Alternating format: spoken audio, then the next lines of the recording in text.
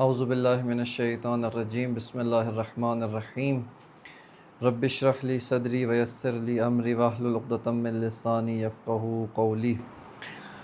خب الحمدللہ، خداوند متعال کی توفیق سے علم فلسفہ کیا ہے، اس کے موضوعات کیا ہیں، اور بالخصوص جو ملا صدرہ کا فلسفہ ہے حکمت مطالعہ، اس کو ہم شروع کرتے ہیں۔ اور سب سے پہلے جیسا کہ ہماری احادیث کے اندر بھی ہے، روایات کے اندر بھی ہے کہ جب بھی کوئی علم شروع کیا جائے، کوئی بھی موضوع، کوئی بھی علم ہے، آپ حتیٰ اس کو سائنسی علوم میں بھی لے جائیں، کسی بھی علم کی طرف لے جائیں، تو انسان کے لیے یہ واضح ہونا چاہیے کہ میں یہ علم کیوں حاصل کر رہا ہوں، کس مقصد کی خاطر حاصل کر رہا ہوں۔ تو اس کے اندر میں مختصر بس بعض روایات کے اندر ہے کہ علم حاصل کرنے کا مقصد و جو اس کی غرض ہے، یعنی کیوں علم حاصل کیا جا رہا ہے، وہ یہ نہ ہو تاکہ ہمیں بعض معلومات ہیں ہم اس کے ذریعے دوسروں کے اوپر اپنا رعب جما سکیں، اپنی برتری، اپنی بڑائی جما سکیں۔ یا جیسا ہوتا ہے کہ بعض اوقات انسان یہ سوچ رہا ہوتا ہے کہ یہ چیز مجھے معلوم ہے، دوسروں کو معلوم نہیں ہے، دوسروں کو اس کا علم نہیں ہے۔ لہٰذا انشاءاللہ خداوند متعال کی مدد سے، اس کی توفیق سے، اور اپنی نیتوں کو خالص کرتے ہوئے کہ ہم خداوند متعال کے قرب، اس کے تقرب اور اس کی رضا کو حاصل، اس کی مرضی کو حاصل کرنے کے لیے جو ہے ہم اس کا آغاز کر رہے ہیں انشاءاللہ تعالی۔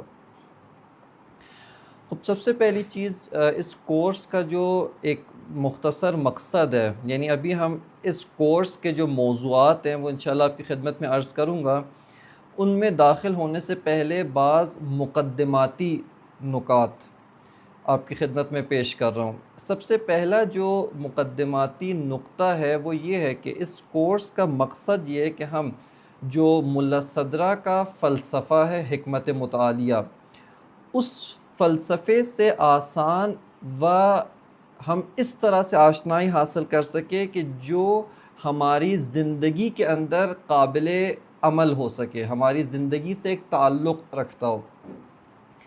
اگر آپ تھوڑا بہت آگے پیچھے جو ادارے ہیں، بالخصوص جو پاکستانی یونیورسٹیاں ہیں، چونکہ میرا بعض ایسے دوستوں کے ساتھ جو یونیورسٹی کے اندر فلسفہ پڑھتے تھے ان سے تعلق رہا ہے، اگر آپ دیکھیں کہ علم فلسفہ کیسے پڑھا جاتا ہے، یا عموماً جن اداروں میں علم فلسفہ پڑھایا جاتا ہے تو کیسے پڑھایا جاتا ہے، وہاں پر بہت ساری ہمیں روشیں نظر آئیں گی کہ جس کے اندر خاص انداز میں علم فلسفہ پڑھا جاتا ہے۔ ایک علم فلسفہ پڑھنے کا طریقہ کیا ہے کہ فلسفے کے نام پر بعض کہانیاں ہوتی ہیں، بعض داستانیں ہوتی ہیں، بعض قصے ہوتے ہیں، اور وہ قصے، کہانیاں، داستانیں بیان کر کے جو آپ کے معلم ہے یا ٹیچر ہے وہ سمجھ ہوتا ہے کہ میں فلسفہ پڑھا رہا ہوں، اور اس کے شاگرد یہ سمجھ ہوتا ہے کہ میں کیا پڑھ رہا ہوں، علم فلسفہ پڑھ رہا ہوں۔ اور وہ کہانی، وہ داستان، وہ قصہ جتنا پیچیدہ ہوگا انسان کو اتنا زیادہ یہ احساس ہو رہا ہوتا ہے کہ میں لگتا ہے کہ بہت ہی کوئی گہری بات پڑھ رہا ہوں۔ ان میں سے ممکن ہے بعض قصے، کہانیاں مفید بھی ہوں، لیکن علم فلسفہ نہیں ہے۔ یعنی ہمیں یہ معلوم، مثال کے طور پہ ایک بہت مشہور انڈیا کے ٹیچر ہیں، ان کے بعض میں دیکھ رہا تھا انڈین فلسفی پڑھا رہے تھے، تو اب اس کے اندر ان کی یعنی کافی معروف ہے انڈیا کے اندر، اور ظاہراً ان کا کوئی کورس ہے، اس کی جو ہے وہ باقاعدہ آپ کے پروفیسر ہیں، تو اس کے اندر مثال کے طور پہ ان کے فلسفے کے اندر کیا تھا، بہت ساری داستانیں، بہت ساری کہانیاں۔ مثال کے طور پہ ایک شخص جو تھا وہ علم فلسفہ سیکھنے کے لیے دوسرے کے دروازے پر گیا، دروازہ کھٹکھٹاتا ہے تو اندر سے کسی نے سوال پوچھا، کون ہو؟ یہی سوال پوچھتے ہیں نا کہ آپ کون ہیں؟ تو اب اس نے، جس نے دروازہ کھٹکھٹایا تھا، جواب میں کہتا ہے کہ میں یہی جاننے آیا ہوں کہ میں کون ہوں۔ اب یہ دیکھیں، بہت اچھی داستان ہے، بہت اچھی کہانی آپ کہہ لیں، قصہ ہے، لیکن ان قصوں کا نام علم فلسفہ نہیں ہے۔ یعنی علم فلسفہ ان قصوں سے بالاتر ایک چیز ہے، بہت اچھی داستان ہے، بہت اچھی کہانی ہے، اور برائی کوئی نہیں ہے اس کے اندر، لیکن یہ علم فلسفہ نہیں ہے۔ بس ایک روش، ایک جو ہمارے ہاں علم فلسفہ پڑھنے اور پڑھانے کی جو میتھڈولوجی ہے، روش ہے، طریقہ کار ہے، وہ یہ ہے کہ مختلف داستانیں، قصے، کہانیاں علم فلسفے کے نام پہ پڑھائی جاتی ہیں، بتائی جاتی ہیں، اور اس کو علم فلسفہ کا نام دیا جاتا ہے۔ دوسرا جو طریقہ کار جو پاکستانی یونیورسٹیوں کے اندر رائج ہے وہ یہ ہے کہ فلسفے کے نام پر، فلسفی کے نام پر علم فلسفہ کی تاریخ یہ پڑھائی جاتی ہے۔ مثال کے طور پہ جناب سقراط وہ اس سن کے اندر تھے، میلاد مسیح سے اتنے ہزار سال پہلے تھے، ان کے بعد حتیٰ اس کے اندر ان کے بعض نظریات کو بھی ذکر کیا جاتا ہے، ان کے حالات، اس زمانے کے واقعات کیا ہیں۔ اس کے بعد افلاطون تھے، اس کے بعد جناب ارسطو تھے، اور اس طریقے سے اس کے بعد کیا کیا مکاتب فلسفی ہیں، اس کا نام علم فلسفہ رکھتے ہیں۔ یعنی اس کے اندر ترتیب کے ساتھ، تاریخی ترتیب کے ساتھ جو فلسفی شخصیات ہیں، جو فلاسفہ ہیں، ان کو ذکر کیا جاتا ہے، ان کو بیان کیا جاتا ہے، ان کے حالات، ان کے نظریات کو مختصر کچھ سطروں میں، کچھ لائنوں میں بیان کیا جاتا ہے، اور اس کا نام کیا رکھتے ہیں کہ ہم فلسفہ پڑھ رہے ہیں۔ حتیٰ اس کے اندر بہت ساری دفعہ جو ہے وہ بعض اصطلاحات، ٹرمینالوجیز، ان کے اندر بہت زیادہ خلط ہوتا ہے، بہت زیادہ مکس کیا جاتا ہے۔ حتیٰ مثال کے طور پہ عرض کروں گا، ارسطو یا افلاطون کا جو سیاسی فلسفہ ہے وہ بھی یہاں پہ ذکر کیا جاتا ہے، یا ان کا دیگر جو موضوعات کے اوپر جو بھی نظریات، جو بھی افکار ہے، یہ کہتے ہیں کہ یہ کس چیز کا حصہ ہے؟ فلسفے کا۔ جبکہ علم فلسفہ ایک علم ہے، اس کی ایک قلمرو ہے، اس کا ایک دائرہ ہے، اور اس سے باہر جو چیز ہے وہ فلسفہ نہیں ہے۔ بس فلسفہ پڑھنے کی جو دوسری روش ہے، دوسرا جو طریقہ کار جو رائج ہے، وہ کیا ہے؟ فلسفے کے نام پر فلاسفہ، یعنی جو فلاسفرز ان کی تاریخ پڑھی جاتی ہے اور پڑھائی جاتی ہے۔ ایک تیسرا جو طریقہ کار ہے علم فلسفہ پڑھنے کا، وہ یہ ہے کہ اس کے اندر فقط اصطلاحات کو بیان کیا جاتا ہے، اور اصطلاحات کی وضاحت کیے بغیر انہی اصطلاحات کے اوپر اکتفا کیا جاتا ہے۔ یعنی مثال کے طور پہ پڑھنے والے کو کہا جائے گا کہ وجود اصیل ہے، ماہیت اعتباری ہے۔ مثال کے طور پہ وجود میں تشکیک ہے، تشکیک در وجود ہے۔ خب لیکن آپ نے یاد تو کر لیا کہ وجود اصیل ہے، ماہیت اعتباری ہے، فلاں چیز ایسی ہے، اس کو سمجھا بھی ہے یا فقط اصطلاح آپ کو یاد ہوئی ہے؟ یعنی مثال کے طور پہ جیسے فزکس کے اندر ہمیں معلوم ہے فلاں اس کا ایک تھیوری آف ریلیٹیوٹی ہے، یا مثال کے طور پہ اور کوئی فورس مومنٹم، اس کی کوئی تھیوری ہے، ٹھیک ہے، یہ آپ کو نظریہ، فارمولہ حفظ ہو گیا، یاد ہوا، یا آپ نے سمجھا بھی ہے کہ اس کے پیچھے کیا وجہ ہے، کیا گہرائی موجود ہے۔ بس فقط و فقط بعض اوقات اصطلاحات پر اکتفا کیا جاتا ہے، اس کی وضاحت اور تفصیل پیش نہیں کی جاتی۔ یہ تیسرا طریقہ کار ہے۔ چوتھا جو طریقہ کار ہے کہ وہ بعض اوقات حتیٰ اس سے بھی ایک مرحلہ اوپر آتے ہیں، کہ جب اصطلاح کے پیچھے جو اس کی وضاحت ہے، جو اس کا کانسیپٹ ہے، جو اس کی تھیوری ہے، اس کو بھی کھول کر بیان کیا جاتا ہے، اس کو بھی کھول کر پڑھایا جاتا ہے، اور اس کی وضاحت بھی کی جاتی ہے۔ لیکن اس کو ایک دفعہ آپ کہیں کہ جسے غیر طبیعی، ایک ان نیچرل پروسیجر کے طور پہ پیش کیا جاتا ہے۔ دیکھیں مثال کے طور پہ جب بھی کوئی فکر ہے، تفکر ہے، کوئی نظریہ ہے، یہ نظریہ ایک نیچرل پروسیجر، ایک طبیعی عمل کے نتیجے میں انسان کے ذہن میں پیدا ہوتا ہے، ایک سوال پیدا ہوتا ہے، اور پھر انسان چونکہ خداوند متعال نے اس کی فطرت ایسی بنائی ہے کہ وہ حقیقت کی تلاش میں جاتا ہے، وہ اس سوال کا جواب ڈھونڈنے کے لیے نکلتا ہے، کوشش کرتا ہے، مختلف نظریات پیش آتے ہیں۔ یعنی ہم اس چوتھی روش میں کیا ہے، وہ جو کانسیپٹ ہے، وہ جو نظریہ ہے، وہ جو فلسفی بحث ہے، اس کو اصطلاح کے اوپر اکتفا نہیں کر رہے، اس کو کھول کر بیان کرے، وضاحت ہو رہی ہے، لیکن اس فکر، وہ جو نظریہ کہاں سے پیدا ہوا، ایک طبیعی انداز میں، ایک نیچرل پروسیجر کے طور پہ کیسے پروان چڑھتا ہے اور آج کس شکل میں موجود ہے، یہ ہمارے لیے واضح اور روشن نہیں کیا جاتا۔ صحیح ہے، بس یہ چوتھی روش۔ یہیں سے آپ کو معلوم ہو جاتا ہے کہ پانچویں جو روش ہے، پانچواں جو طریقہ کار ہے، وہ کیا ہے؟ وہ یہ ہے کہ اس نظریے کو آپ وضاحت کریں، کھول کر بیان کریں، فقط فلسفی۔ یہ میں کیوں بیان کر رہا ہوں؟ اس لیے بیان کر رہا ہوں تاکہ اس کورس کے اندر آپ کی توقع کیا ہونی چاہیے، یعنی آپ کو کیا ملے گا یہاں پر، اور میری تمام تر نقائص کے باوجود جو کوشش ہے کہ میں آپ تک کس چیز کو پہنچاؤں اور کس انداز میں پہنچاؤں، یہ آپ کے لیے واضح ہونا چاہیے، صحیح ہے، تاکہ بعد میں آپ کی بھی توقع واضح ہو کہ بھی ہم کیا توقع لے کر آئے تھے، اور ہمیں کیا ملا. یعنی آپ جسے کہہ سکتے ہیں ایک ججمنٹ، ایک ارزیابی، ایک آپ خود فیصلہ کر سکے کہ آیا جو اہداف اور مقاصد ہم نے آپ کی خدمت میں رکھے تھے، آیا آخر میں اس اہداف و مقاصد تک پہنچ سکے یا نہیں پہنچ سکے. صحیح ہے نا. بس یہاں پہ پانچویں جو روش ہے وہ کیا ہے، وہ یہ ہے کہ اس اصطلاح کے ساتھ ساتھ اس کا پیچھے جو محتوا ہے، جو کانسیپٹ ہے، جو نظریہ ہے، اس کو وضاحت کے ساتھ سمجھانا، تفہیم کرنا، اس کے پیچھے کیا گہرائی موجود ہے، اور یہ نظریہ انسانی فکر کے اندر ایک طبیعی طور پہ کیسے پیدا ہوا اور کیسے پروان چڑھا. جیسے آپ ایک پودا دیکھتے ہیں نا، اس کی مثال عرض کرو، یہ پودا ایک دن میں درخت نہیں بن جاتا، بلکہ یہ ایک نیچرل پروسیجر جو اس کا بائیولوجی کا پروسیجر ہے طے کرتا ہے. بیج ہے، اس کو ایک مناسب ماحول ملتا ہے، اس کو مناسب خوراک ملے، مناسب پانی ملے، ہوا ملے. یہ کیا کرتا ہے، ایک طبیعی انداز کے اندر رشد کرتا ہے، اس کی کونپل نکلتی ہے، پھر بڑھتا ہے اور پھر درخت بنتا ہے اور اس کا پھل ہمیں حاصل ہوتا ہے. انسانی فکر بھی اسی طرح ہوتی ہے، نظریہ، تھیوری. اور اس تھیوری کے بعد البتہ یہ بھی ایک مشکل ہے ہماری، بعض چیز جس کو ہم انگلش میں اس کا کوئی اور معنی ہوتا ہے لیکن ترجمہ کرتے ہوئے ہم ان معنی کا خیال نہیں رکھتے. ٹھیک ہے نا. خب ایک ابھی فی الحال آپ اس کو لیں، یہاں پہ تھیوری، ازمپشن، ہائپوتھیسس، اس میں کیا فرق ہے ابھی مد نظر نہیں ہے. ایک نظریہ، کوئی بھی نظریہ، ٹھیک ہے نا، جو بعد میں اس کے اوپر دلیل بھی موجود ہے، یہ نظریہ ایک نیچرل پروسیجر، ایک طبیعی عمل طے کرتے ہوئے پیدا ہوتا ہے، پروان چڑھتا ہے، اور پھر آج ہمارے سامنے ایک پختہ شکل میں موجود ہوتا ہے. بس یہ ہمارے پانچواں طریقہ کیا ہے کہ اس کی وضاحت کرنا، اس کے پیچھے جو طبیعی عمل ہے کہ جس کے نتیجے میں ہم ان فلسفی سوالات اور فلسفی نظریات تک پہنچتے ہیں، وہ آپ کی خدمت میں عرض کرنا.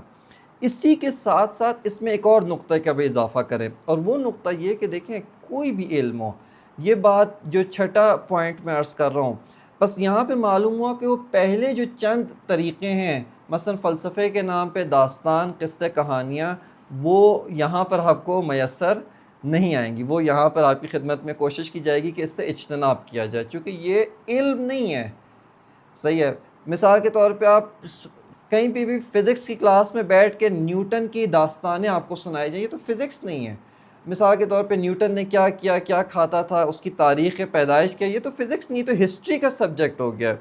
مثال آئنسٹائن کیا تھا، ان کے بیچ میں کون سے سائنٹسٹ گزرے، یہ تو تاریخ فزکس ہے، یا حتیٰ جو سائنٹسٹ ہے اس کی تاریخ ہے، یہ تو علم فزکس نہیں ہے. یا اسی طرح فقط ہم اصطلاحات پہ اکتفا کریں، ان کی وضاحت نہ ہو، یہ تو علم فلسفہ نہ ہوا. بس پہلی چیز اس نظریے کی وضاحت، اس نظریے کے پیدا ہونے کا کیا عمل ہے. تیسری چیز جو آپ کی خدمت میں یعنی عرض کرنا ہے، آپ کہیں کہ ایک روش ہے کوئی بھی علم پڑھنے کی، وہ یہ کہ اس علم کو ایک سسٹمیٹک انداز میں، ایک نظام مند طور پر پڑھنا. کوئی بھی علم ہو، مثال کے طور پہ دیکھیں، ایک دفعہ ہم کوئی بھی علم لیتے ہیں، ہم فرض کریں آپ فزکس لے لیں، کیمسٹری لے لیں، کوئی اور علم لے لیں، اس علم کی ایک ترتیب ہوتی ہے، اس علم کا ایک ڈھانچہ ہوتا ہے، ایک ساختار ہوتی ہے. اس ڈھانچے اور اس ساختار سے ہٹ کر وہ علم نہ سمجھ میں آتا ہے، نہ اس کو پڑھانا صحیح ہوتا ہے. یا مثال کے طور پہ ایک اور جو ہم کام کرتے ہیں، تاریخ کو ہم کس طریقے سے پڑھتے ہیں؟ تاریخ کو پڑھتے ہیں ایک، اس کو کہتے ہیں جزیرہ. یعنی جزیرے کس طرح کے ہوتے ہیں؟ ایک جزیرہ ادھر رکھا ہوا ہے، دوسرا جزیرہ ادھر ہے، تیسرا ادھر ہے، چوتھا ادھر ہے، ان میں آپس میں کوئی ارتباط، کوئی تعلق نہیں ہے. ایک ٹکڑی اس کو ہم نے پڑھا اور بس وہ چیپٹر وہیں پہ کیا ہو جاتا ہے، بند ہو جاتا ہے. پھر دوسرا ٹاپک، دوسری تاریخ کا ایک باب ہم نے وہاں پہ پڑھا، وہ ٹاپک وہیں پہ. ان دو میں آپس میں کیا تعلق ہے، کیا ارتباط موجود ہے، کیا ان میں آیا مل کے کوئی، میری بات سمجھ میں آ رہی ہے نا، آیا ان میں کوئی آپس میں ارتباط موجود ہے، ایک سسٹمیٹک، ایک نظام مند انداز میں ایک دوسرے کے ساتھ جڑتے ہیں یا نہیں، اسی طرح الگ الگ ٹکڑیوں کے اندر موجود ہیں. صحیح ہے. بس عموماً ہمارے بہت سارے علوم اسی طریقے سے پڑھے اور پڑھائے جاتے ہیں. علم فلسفہ پہ آ جائے، علم فلسفہ میں آپ نے پہلا جو ٹاپک پڑھیں گے یہ پہلا ٹاپک ایسا نہیں کہ ہم نے پہلے دن ایک موضوع اس کو شروع کیا, اس کو ختم کیا, تو وہ موضوع اگرچہ تعلیمی لحاظ سے یعنی اس اسٹڈی کے لحاظ سے شاید ختم ہو جائے, لیکن آپ کے اذہان میں یہ موضوع کہاں تک, آخر تک جانا چاہیے, چونکہ پہلے موضوع کا ارتباط دوسرے موضوع کے ساتھ ہے, دوسرا موضوع تیسرے موضوع کے ساتھ مکمل جڑتا ہے, تیسرا موضوع چوتھے موضوع کے ساتھ. اسی طرح جیسے آپ ایک پانی ہوتا ہے نا, چشمہ نکلتا کہیں سے لیکن جڑا ہوا مکمل آخر تک جا رہا ہوتا ہے, یعنی اس کا جو جس پہاڑ سے وہ پانی کا منبع ہے وہاں سے شروع ہوا بہتا ہوا, ایسا نہیں ہے کہ وہ جو پانی وہاں سے شروع ہوا تھا وہیں پہ ختم ہو گیا, نہیں, وہی پانی آخر تک جا رہا ہوتا ہے, یعنی ایک نظاماً ایک سسٹمیٹک انداز میں وہ آخر تک جا رہا ہوتا ہے. اسی طرح سے جو آخری موضوع ہے اس کو آپ نے پہلے موضوع کے ساتھ جوڑ کے دیکھنا ہے کہ آیا ان میں آپس میں کوئی تضاد, کوئی کانٹرڈکشن ہے یا نہیں ہے, دوسرے موضوع کا تیسرے موضوع سے کیا تعلق ہے, تیسرے کا چوتھے سے کیا تعلق ہے, تاکہ ہماری ذہنوں میں ایک نظام فلسفی بن سکے, فقط اور فقط فلسفی معلومات نہ ہو بلکہ واقعاً ایک فلسفی سسٹمیٹک نظام بنا سکیں. اور آخر میں جیسے ایک عمارت ہوتی ہے, یعنی میں مثال اس لیے عرض کر رہا ہوں تاکہ یہ مطلب واضح ہو سکے کہ جیسے ایک عمارت ہوتی ہے, عمارت میں جب تک بنیاد نہ پڑے آپ اس کے اوپر گراؤنڈ فلور تعمیر نہیں کر سکتے, پہلے اس کی بنیاد ڈالتے ہیں, کئی فٹ نیچے اس کی بنیاد ڈال دی جاتی ہے, بنیاد کے اوپر گراؤنڈ فلور ہے, گراؤنڈ فلور ڈلے گا پھر اس کے اوپر فرسٹ فلور آئے گا. ستون کدھر ہونے چاہیے, اس کا اپنا جگہ ہے, اس کا اپنا مقام ہے, ٹھیک ہے, ایسا نہیں ہے کہ مثال کے طور پہ جو ٹھیکیدار ہے کہ ستون کہیں پہ بھی لگا دو, کھڑکی کہیں پہ بھی, ہر چیز کا ایک اپنا معین مقام ہے, اپنی معین جگہ ہے, اور اس کا اس پورے ڈھانچے کے اندر ایک خاص جگہ ہے اس کی, اس جگہ سے آپ اس کو ہٹا کر اوپر لے کے جائیں, نیچے لے کے جائیں, دائیں بائیں لے کے جائیں, وہ چیز کیا ہے اس ڈھانچے کے اندر, اس سسٹم کے اندر فٹ نہیں آتی. علوم بھی اسی طریقے سے ہیں, کوئی بھی علم ہو اس کو ہمیں یعنی معمولی طور پہ کوشش کرنی چاہیے کہ ہم یعنی جو آپ میں سے اساتید ہیں, قابل قدر اساتید ہیں, وہ اس علم کو اسی طرح ایک ڈھانچے کے اندر, ایک ساختار کے اندر پڑھائیں, ایک سٹرکچر کے اندر پڑھائیں, تدریس کریں, اور جو متعلم ہے, جس کا جو اسٹوڈنٹ ہے, اس کی کوشش ہونی چاہیے کہ میں اس کو اسی طرح نظاماً طور پہ سمجھوں, اس کو ٹکڑیوں کے اندر جزیرہ جزیرہ طور پہ نہ سمجھوں. بس انشاءاللہ آپ کی خدمت میں جو مباحث پیش ہوں گی, اول ان کی وضاحت کی جائے تاکہ کانسیپٹ جو نظریہ ہے وہ واضح ہو سکے, اس کا جو طبیعی اور منطقی جو پروسیجر ہے وہ طے ہو سکے, وہ آپ کو بتایا جا سکے کہ یہ سوال کیسے اٹھا ہے, اور وہیں پہ آپ کو معلوم ہو جائے گا کہ یہ جو ہمارے ذہن میں علم فلسفہ کے بارے میں بہت سارے یہ ہے کہ مکمل اس کا انسانی زندگی سے کوئی تعلق نہیں ہے.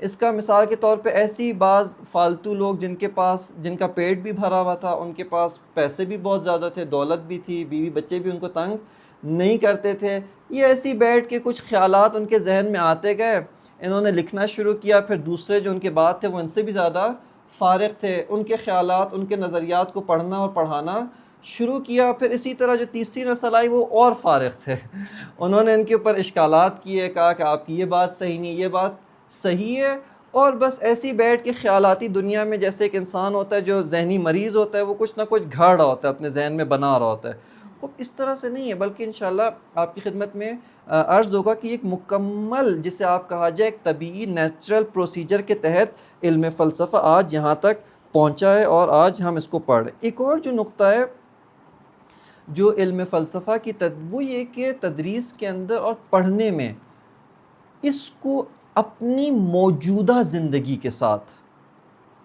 مکمل جوڑ کر پڑھنا اور پڑھانا, یعنی یہ فقط ایک فضائی اور ایک خلائی چیز نہیں ہے, ایک ذہنی چیز نہیں ہے, بلکہ یہ آپ کے پورے وجود کے اوپر, آپ کی ابھی پوری زندگی کے اوپر, آپ کی سراپا ہستی کے اوپر اثر رکھتی ہے اور تاثیر ڈالتی ہے.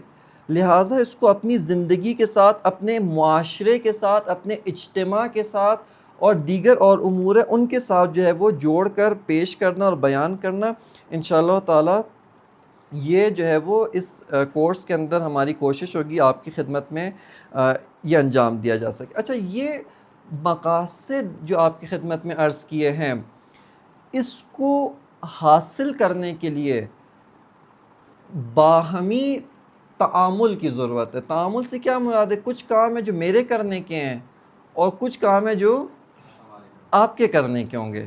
یعنی ممکن ہے ان چند دنوں میں شاید آپ کو فرصت نہ ملے، چونکہ یعنی لگاتار روز ہمارے مثال کے طور پہ کلاس ہوگی، پے در پے ہماری وہ نشستیں ہوں گی، لیکن بالآخر یہ کام آپ نے ایک کام جو روز کا روز کرنے کا ہے وہ یہ کہ دیکھیں کلاس کے اوپر جو بھی بیان کیجئے اس کے اوپر اکتفا نہ کریں، بلکہ حتماً گھر جا کے ایک دفعہ دوبارہ 10 منٹ 15 منٹ، کم از کم 10 سے 15 منٹ ان مباحث کا، ان مطالب کا دوبارہ مطالعہ کرنا. اس کو جا کے ایک دفعہ ضرور دن میں آپ کو، جب انسان پڑھ رہا ہوتا ہے، یہ ہمارے ساتھ بھی ہوا، یعنی ایسا نہیں ہے کہ ہم اس سے نہیں گزرے، جب انسان پڑھ رہا ہوتا ہے اس کے ذہن میں یہی ہوتا ہے کہ سب کچھ مجھے سمجھ میں آ رہا ہے، سارے مطالب حل ہو گئے ہیں، اب مزید دوبارہ اس کو ریوائز کرنے کی، دوبارہ اس کو ایک دفعہ نظر ثانی کرنے کی ضرورت نہیں ہے. لیکن آپ کو اگلے دن بہت ساری چیزیں آپ کے ذہن میں موجود نہیں ہوتی، لہٰذا کم از کم 10 سے 15 منٹ جو ہے وہ روز، یعنی آج کا موضوع آج کی رات، کل کا موضوع انشاءاللہ کل کی رات، 10 سے 15 منٹ جو ہے وہ آپ اس کے اوپر مطالعہ کریں اور غور و فکر کریں، سوچیں اس کے اوپر. مثال کے طور پہ آج تو ہماری مقدماتی گفتگو ہوگی، لیکن اسی کے بارے میں آپ سوال جو آپ کے ذہن میں آتے ہیں خود سے غور و فکر کریں، جو پہلے سے آپ کے ذہن میں معلومات ہیں اس کے ساتھ جوڑ کے دیکھیں آیا یہ ساتھ بیٹھتے ہیں، ان میں آپس میں ٹکراؤ ہے یا ٹکراؤ نہیں ہے، اس کو جوڑ کے دیکھیں. ٹھیک ہے، پس یہ مطالعہ. ایک اور جو توقع ہے تاکہ صحیح طور پہ وہ کانسیپٹ، وہ نظریہ بیٹھ جائے آپ کے ذہن میں، وہ ہے مباحثہ. مباحثہ یعنی چاہے آپ کو آج کل کے دنوں میں ان چند دنوں میں فرصت ملے یا نہ ملے، لیکن آپ نے اپنے ذہن میں رکھنا ہے کہ یار ایک مرتبہ ان تمام مباحث کو ہفتے میں ایک کلاس کی شکل میں، ہفتے میں ایک آپس میں 2 دوستان 3 دوستان جن کی آپس میں دوستیاں ہیں، مل کر انہی مباحث کو آپس میں ایک دوسرے کے ساتھ ڈسکس کرنا ہے. گروپ ڈسکشن جسے کہتے ہیں، مباحثہ کرنا. آپ کو کتنی سمجھ میں آئی، دوسرا یہ کہ آپ کو کتنی سمجھ میں آئی، اچھا مجھے یہ لگا، دوسرا کہے کہ نہیں مجھے یوں لگا، یہ بیان کیا گیا تھا آپ کو. اب اس نتیجے میں کیا ہوتا ہے، اس عمل کے نتیجے میں یہ ہوتا ہے کہ وہ جو آپ کی فہم ہوتی ہے وہ گہری ہوتی جاتی ہے، وہ فہم عمیق ہوتی جاتی ہے اور آپ کی سمجھ جو ہے وہ زیادہ ہوتی جاتی ہے.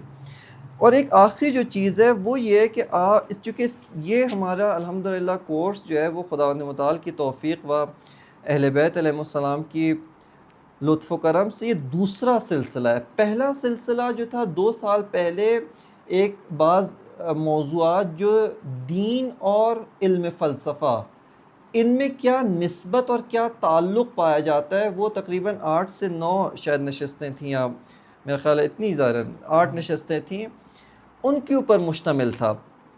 تو بعض مطالب جو وہاں پر ذکر کیے جا چکے ہیں اس کو میں صرف خلاصہ وار آپ کی خدمت میں رکھوں گا اور تیزی سے گزر جاؤں گا، تاکہ چونکہ وہ ایک دفعہ پہلے بیان ہو چکا ہے، اگر دوبارہ اس کو تکرار کریں گے تو وقت ہمارے پاس وقت میں گنجائش نہیں ہوگی. لہٰذا جب بھی آپ کو فرصت ملے اس موضوع کو آپ نے سن کر مکمل کرنا ہے اور آپ نے اس کو تکمیل کرنا ہے.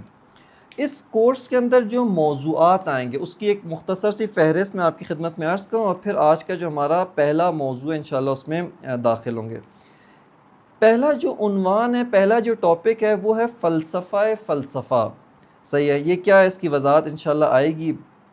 دوسرا ٹاپک ہے اصل الواقعیت، اس کی بھی انشاءاللہ وضاحت آئے گی. تیسرا ٹاپک ہے اشتراک معنوی وجود و اصالت الوجود. یہ 2 ٹاپکس ہیں، ان کو انشاءاللہ جوڑ کر ایک ساتھ اکٹھے بیان کیا جائے گا. یہ تیسرا ٹاپک عرض کیا. چوتھا ٹاپک انشاءاللہ ہوگا تشکیک وجود. پانچواں ٹاپک یہ ہمارا علیت و معلولیت، یعنی عالم ہستی کے اندر جو کاز اینڈ ایفیکٹ، علت اور معلول کا جو نظام ہے، علم فلسفہ کس طریقے سے اس کو بیان کرتا ہے، سمجھاتا ہے، وہ انشاءاللہ آپ کی خدمت میں رکھا جائے گا. یہ پانچواں ہو گیا. چھٹا جو ٹاپک ہوگا وہ ہے اس نظام ہستی کے طبقات. جیسے آپ کے گھر کے طبقات ہوتے ہیں، بیسمنٹ ہوتا ہے، پہلا گراؤنڈ فلور، اسی طرح یہ ہستی، اس کے کچھ طبقات ہیں، اس کے کچھ سیکوینس موجود ہے، اس کے اندر ترتیب موجود ہے. وہ ترتیب کیا ہے؟ اور ان میں سے ہر عالم، ہر ایک آپ کیا ہے کہ ہم یونیورس ابھی کہتے ہیں اسی فزیکل ورلڈ کو، جہاں سے آپ ٹائم اور اسپیس اس کا آغاز ہوا یا جہاں پہ اس کا اختتام ہوتا ہے، ہمارے ذہن میں یونیورس یا کائنات کا یہ تصور ہے. لیکن اسی طرح کے اور عوالم موجود ہیں. وہ عوالم کیا ہیں؟ ان کی خصوصیات کیا ہیں؟ اسی سے ایک جڑی ہوئی بات ہے حرکت. فلسفہ، اب یہاں پہ دیکھیں جو آپ میں سے علم فزکس یعنی علم طبیعیات جس کو ماڈرن نام فزکس ہے، اس کے اسٹوڈنٹ ہیں، پڑھایا، یہاں پہ آپ حتیٰ کمپیریٹیو اسٹڈی یعنی تقابلی جائزہ لے سکتے ہیں کہ حرکت، موشن جو علم فزکس میں پڑھایا جاتا ہے اور وہ حرکت کا کانسیپٹ جو علم فلسفہ میں پڑھایا جاتا ہے، ان میں آپس میں کیا مشابہت ہے، صحیح سملیرٹیز ہے، اور ان میں آپس میں کون سے نکات افتراق ہیں، ان میں ڈفرینسز کیا موجود ہیں، وہ آپ کر سکتے ہیں. ایک اور موضوع ہے وہ علم ہے، علم و ادراک. علم کی حقیقت کیا؟ علم کسے کہتے ہیں؟ علم اور ادراک کیا ہے؟ یعنی ہمیں جو چیز درک ہو رہی ہے، ہمیں جو چیز سمجھ میں آ رہی ہے، کیا ہے، اس کی حقیقت کیا ہے. یہ جو موضوعات تھے یہ عمومی موضوعات، اس کو کہتے ہیں فلسفہ بمعنی العام. فلسفہ بمعنی العام یعنی یہ علم فلسفہ کے عمومی و جنرل موضوعات ہیں. اب اس کے بعد علم فلسفہ کے اندر، چونکہ آگے پچھلے سال بھی یعنی 2 سال پہلے جو بات کی تھی کہ ہمارا جب ہم کہتے ہیں فلسفہ اسلامی، تو فلسفے کے اسلامی ہونے سے کیا مراد ہے؟ مثال کے طور پہ آیا آپ نے آج تک سنا ہے فزکس اسلامی؟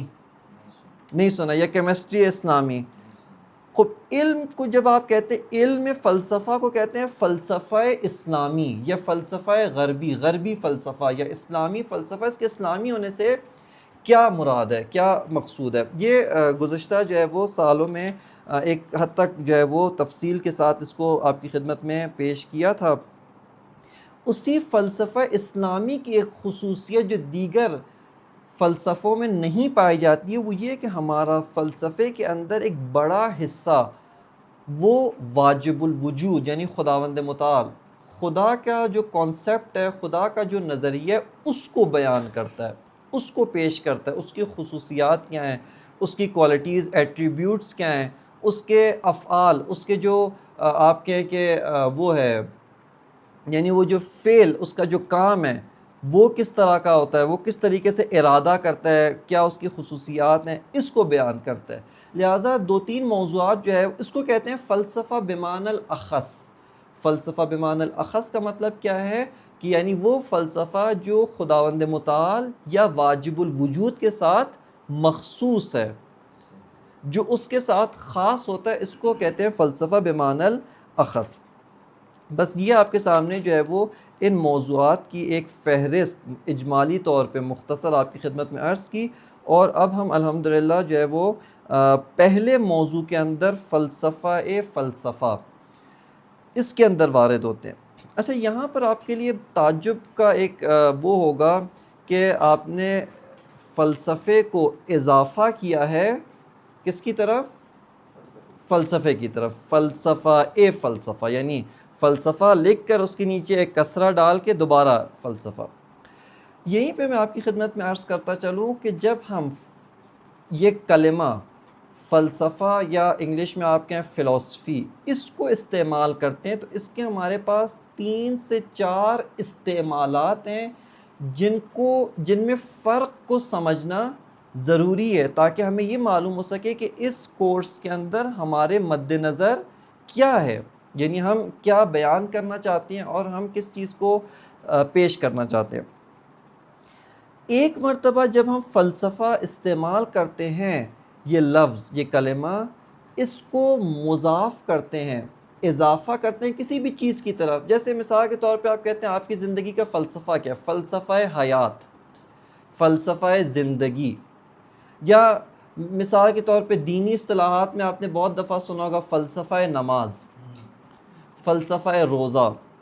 یا آج کل ایام ازاں ہیں، ایک مباحث جو شہید مطہری نے کی اور بھی بہت سارے مفکرین نے، بزرگ علماء نے اس کو پیش کیا، وہ یہ کہتے ہیں کہ فلسفہ کربلا، یا مثال کے طور پہ فلسفہ عزاداری، یا فلسفہ قیام امام حسین علیہ السلام، اس کے اندر ہم نے فلسفے کی جو کلمہ ہے، ٹرمینالوجی ہے، اصطلاح ہے، اس کو ہم نے کسی شے، کسی چیز کی طرف اضافہ کیا ہے. اس کو ادبی اس میں مضاف، اور اردو میں ہے، یہ عربی کا نہیں ہے، مضاف اور مضافن الیہ کہتے ہیں. انگلش میں کیا کہتے ہیں اس کو؟ انگلش میں کچھ اسی کو، یعنی جب ایک بار کیا پہ آپ سوچیے گا اس کو انگلش میں کیا کہتے ہیں. ٹھیک ہے، بس یہاں پہ ہم نے کیا کیا، کلمہ فلسفے کو خالی استعمال نہیں کیا، بلکہ فلسفے کو کسی اور موضوع، کسی اور چیز، کسی اور شے کی طرف اضافہ کیا ہے. یعنی یہاں پر آپ کہیں کہ فلسفے کو سابقے کے طور پہ لگایا ہے اور اس چیز کی طرف اضافہ کیا ہے، نسبت دی ہے. بالکل، یہ بھی صحیح نہیں. فلسفے کو ہم ایک اور چیز کی طرف کیا دے رہے ہیں، نسبت دے کے استعمال. یہاں پر فلسفے کا مقصد ہدف ہوتا ہے، ہدف، حکمت، مقصد، اس معنی میں استعمال ہو رہا ہے. یعنی جب آپ کہتے ہیں کہ آپ کا فلسفہ حیات کیا ہے، یعنی آپ کی زندگی کا مقصد کیا ہے، ہدف کیا ہے، پرپز آف لائف کیا ہے.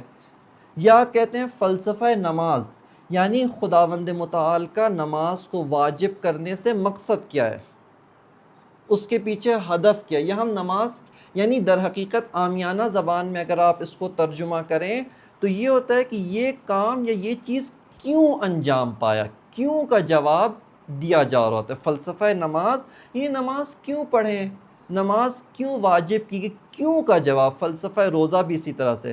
یا جب ہم کہتے ہیں فلسفہ قیام امام حسین، یعنی امام حسین علیہ السلام کا جو قیام تھا، اس کا مقصد، اس کا ہدف کیا تھا، اس کے پیچھے امام کی کیا حکمت تھی، کیوں امام نے قیام انجام دیا. جی، یعنی کیوں کا جواب دیا جا رہا ہوتا ہے. بس یہ فلسفے کا ایک استعمال ہے. ایک اور جو فلسفے کا استعمال ہے، یعنی جب ہم خالی فلسفہ، وہ علم کے طور پہ، علم فلسفہ. اور یہ بھئی عرض کر رہا ہوں، وہ جو گزشتہ 2 سال پہلے کی جو گفتگو تھی، اس کے اندر علم سے یہاں پہ مراد ایک خاص اصطلاح ہے. وہاں پہ عرض کیا تھا کہ علم، ہر چیز کو علم ایک خاص ٹرمینالوجی ہے. اور کیا نام ہے، افسوس کے ساتھ چونکہ علم کا متعادل یا متبادل جو انگلش میں وہ سائنس ہے. سائنس ہمارے یہاں کیا سمجھی جاتی ہے، فقط فزکس، کیمسٹری، جبکہ سائنس کا ایک عام معنی ہے. مثال کے طور پہ سوشل سائنس بھی سائنس ہے، علم ہے. اسی طرح سے علم فلسفہ بھی علم ہے. یہ اس کا دوسرا معنی ہے، یہ انشاءاللہ ابھی عرض کروں گا.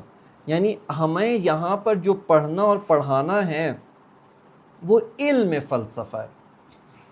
یعنی ملا صدرہ کا جو فلسفی ہے، ملا صدرہ نے علم فلسفہ کو جو بیان کیا ہے، یا ملا صدرہ کے جو فلسفی نظریات ہیں، وہ آپ کی خدمت میں پیش کرنا ہے.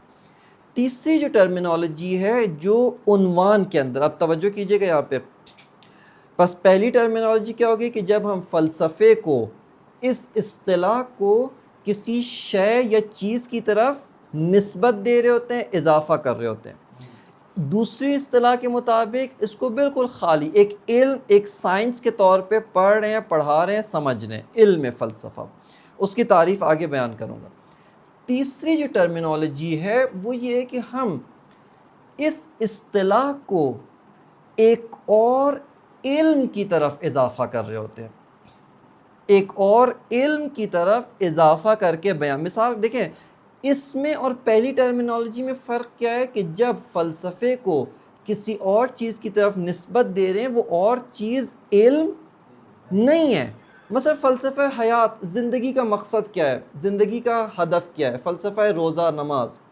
لیکن ایک دفعہ میں آپ کے سامنے رکھوں فلسفہ علم فزکس کیا ہے، یہاں پہ ایک اور معنی. یعنی اب علم فزکس کو ہم نے مضاف الیہ ہے ہمارا، فلسفے کو اس کی طرف نسبت دے رہے ہیں. یہاں پہ فلسفے کی جو ٹرمینالوجی اصطلاح اس کا ایک خاص معنی ہے, اور اس کا معنی کیا ہوتا ہے؟ اس کا معنی یہ ہے کہ دیکھیں علم فزکس کے اندر آپ میٹر, مادہ, جسم, اس کے متعلق گفتگو کرتے ہیں.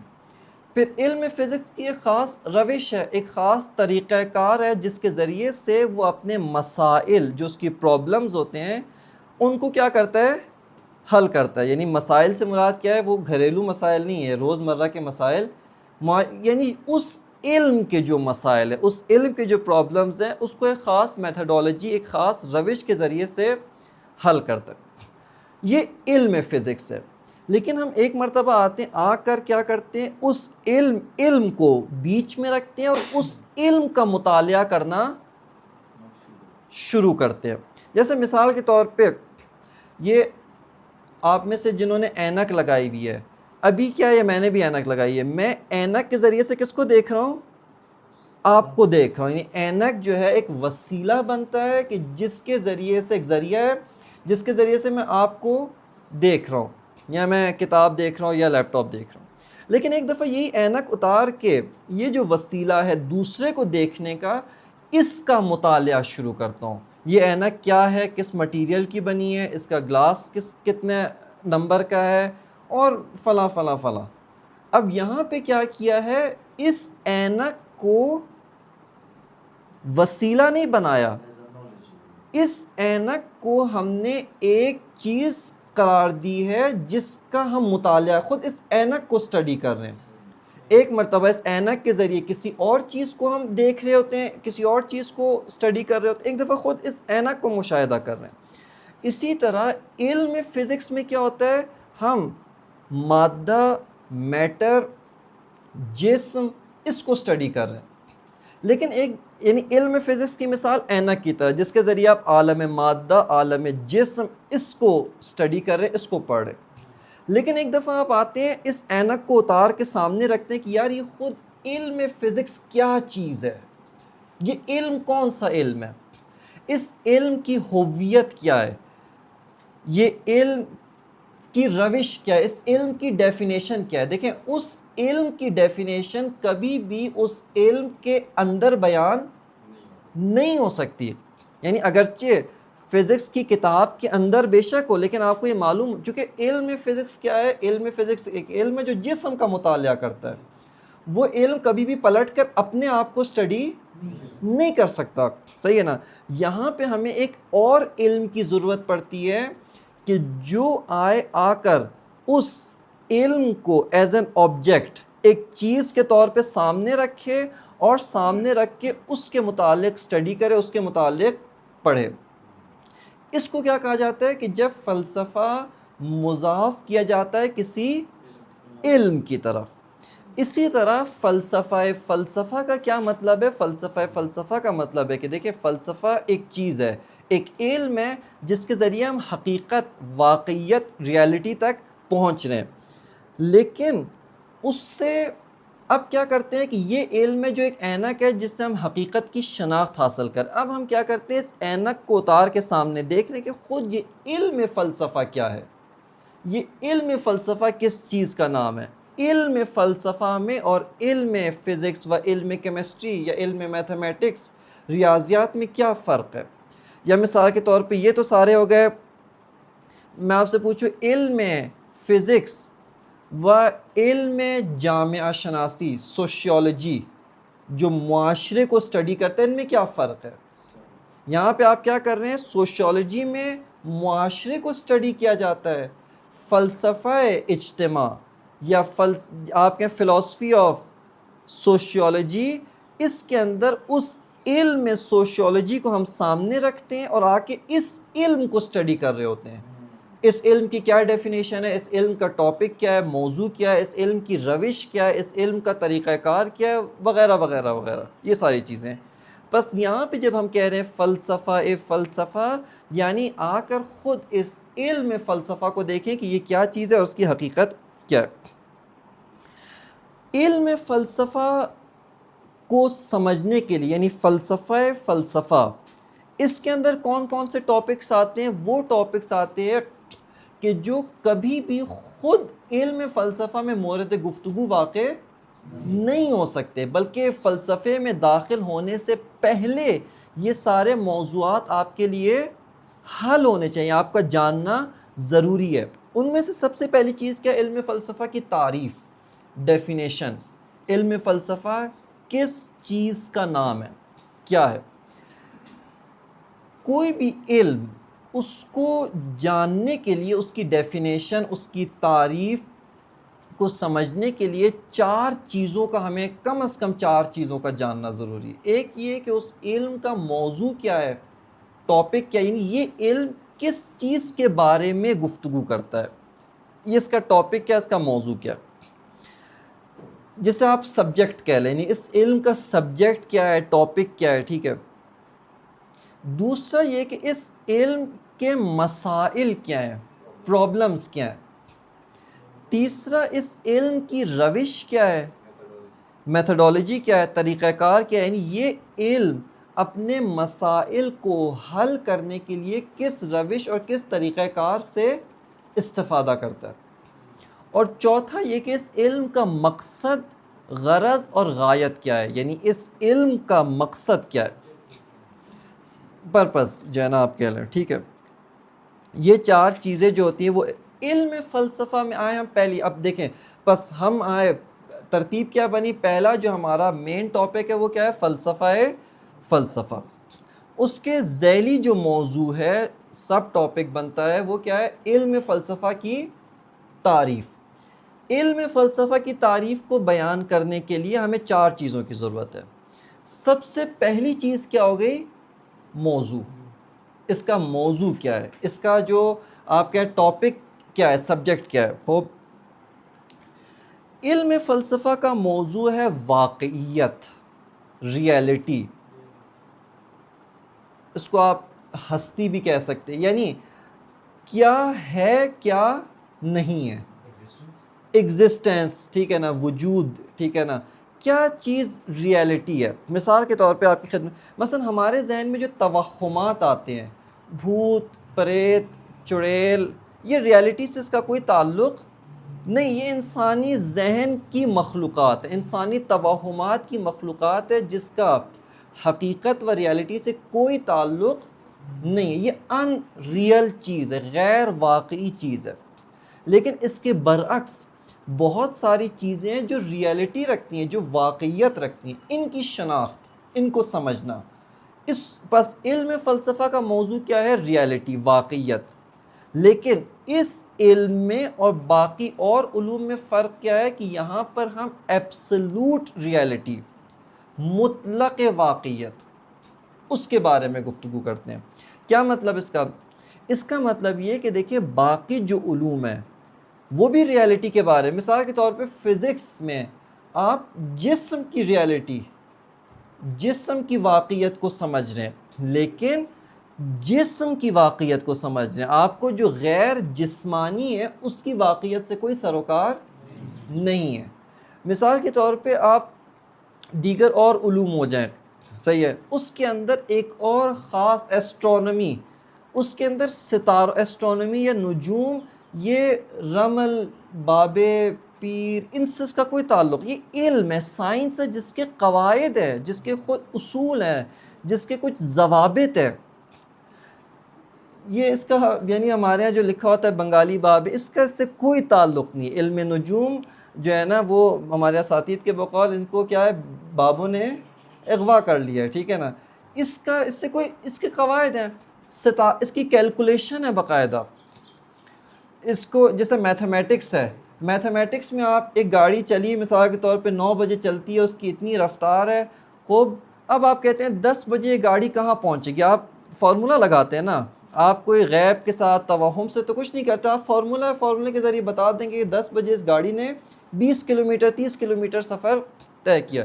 اسی طرح یہ ستارے ہیں، ان ستاروں کی حرکت ہے، اس حرکت کی جو کیلکولیشن ہے، اس کو علم نجوم کہتے ہیں، علم فلکیات کہتے ہیں۔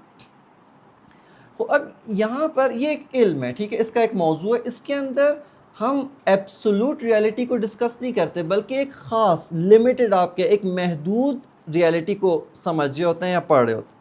لیکن علم فلسفہ جو ہے وہ ایک ایبسولوٹ ریالٹی، مطلق واقعیت کو پڑھ رہا ہوتا ہے۔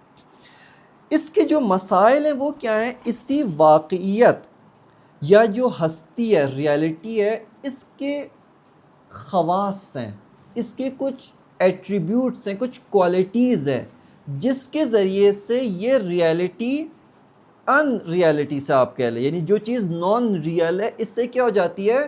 جدا ہو جاتی ہے، ڈسٹنگوش ہو جاتی ہے، ان میں فرق معلوم ہو جاتا ہے، کیا چیز حقیقت رکھتی ہے اور کیا چیز حقیقت نہیں ہے۔ ان میں فرق کیا ہے، اس فرق کو جاننے کے لیے بعض خواص ہے، بعض خصوصیات ہیں جس کے ذریعے سے معلوم ہوتا ہے کیا چیز حقیقت ہے، کیا چیز حقیقت نہیں۔ یہ علم فلسفہ کے مسائل ہے، اس کے پرابلمز ہیں۔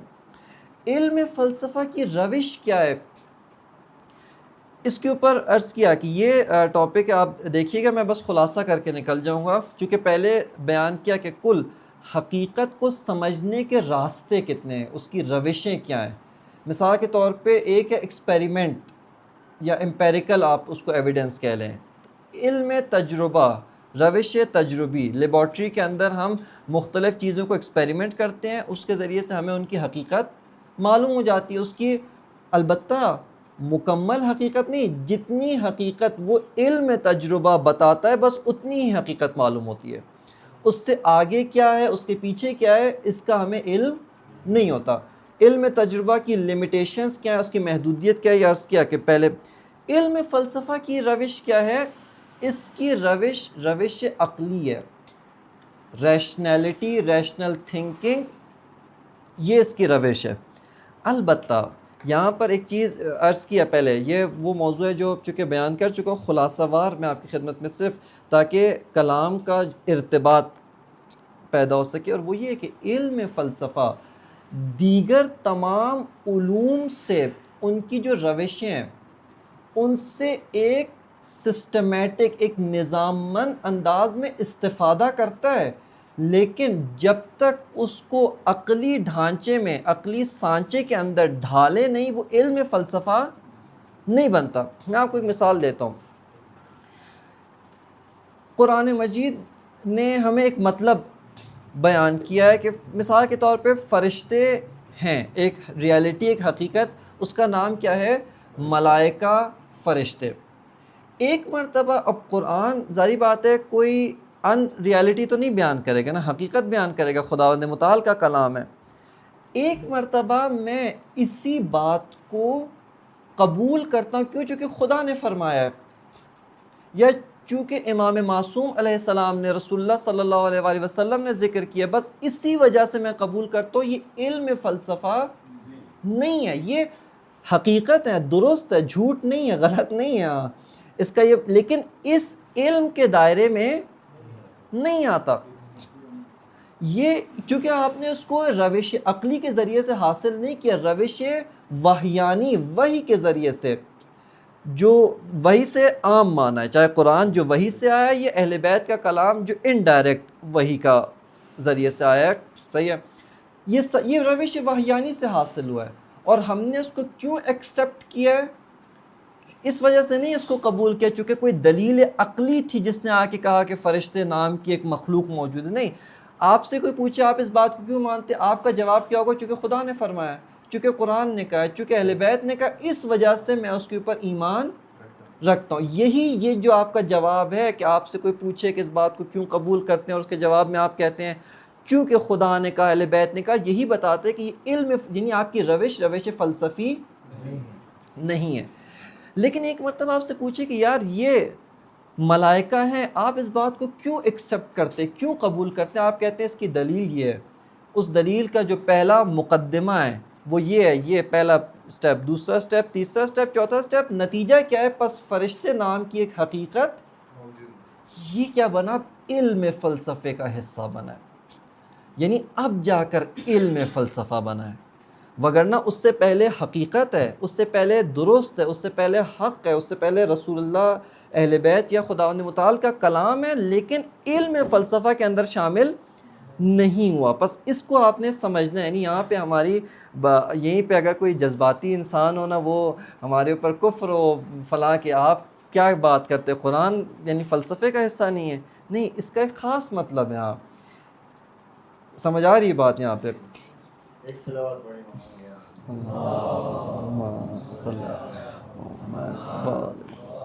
بس یہاں پہ علم فلسفہ کی روش کیا ہے؟ علم فلسفہ حتیٰ دین سے بھی استفادہ کرتا ہے، لیکن فلسفے کا حصہ کیا بنے گا؟ جب بتایا کہ یہ پروسیجر، یہ میتھڈولوجی طے ہو. اسی طرح بعض اوقات تاریخی واقعات، جیسے ہمارے بزرگوار نے سوال کیا، معجزہ ایک تاریخی چیز ہے. مثال کے طور پہ حضرت موسیٰ نے عصا پھینکی، دریا 2 ٹکڑیوں میں تقسیم. یہ ایک ریالٹی ہے نا، ایک واقعہ ہے جو تاریخ میں ہوا، اور ہمارے لیے وہ چیز کیا ہے؟ تاریخی شواہد سے ثابت ہوگی. سوال یہاں پہ کہ یہ جو چیز ہوا ہے اس کی حقیقت کیا ہے؟ یہ کیا چیز ہوئی؟ یہ کیا کام؟ بس اس کو روش عقلی جہاں پر جب تک نہیں ہوگی، وہ چیز علم فلسفے کا حصہ نہیں بنے گا. چوتھی جو چیز ہے وہ ہے علم فلسفے کا مقصد. اس علم کا مقصد کیا ہے؟ اس علم کا مقصد حقیقت کی شناخت. چونکہ ایک ایسا علم ہے جس کا ٹاپک، جس کا موضوع واقعیت ہے، ریالٹی ہے، ہستی ہے. اس علم کا مقصد کیا ہے؟ حقیقت کی شناخت، اس ریالٹی کو سمجھنا، اس ریالٹی کی پہچان. یہ علم فلسفے کا مقصد، ہدف اور اس کا پرپز ہے. اور بالخصوص اس کے ساتھ ایک اور چیز آپ شامل کر لیں کہ چونکہ علم فلسفہ کی روش عقلی روش ہے، لہٰذا عقلی طور پر ریالٹی کو سمجھنا. یعنی علم فلسفے کا مقصد کیا ہے؟ عقلی اصولوں، عقلی پیراہے کے اندر ریشنلٹی و ریشنل تھنکنگ کی بنیاد پر ہم ریالٹی و واقعیت کو سمجھنے کی کوشش کرتے ہیں. یہ کیا علم فلسفہ ہے.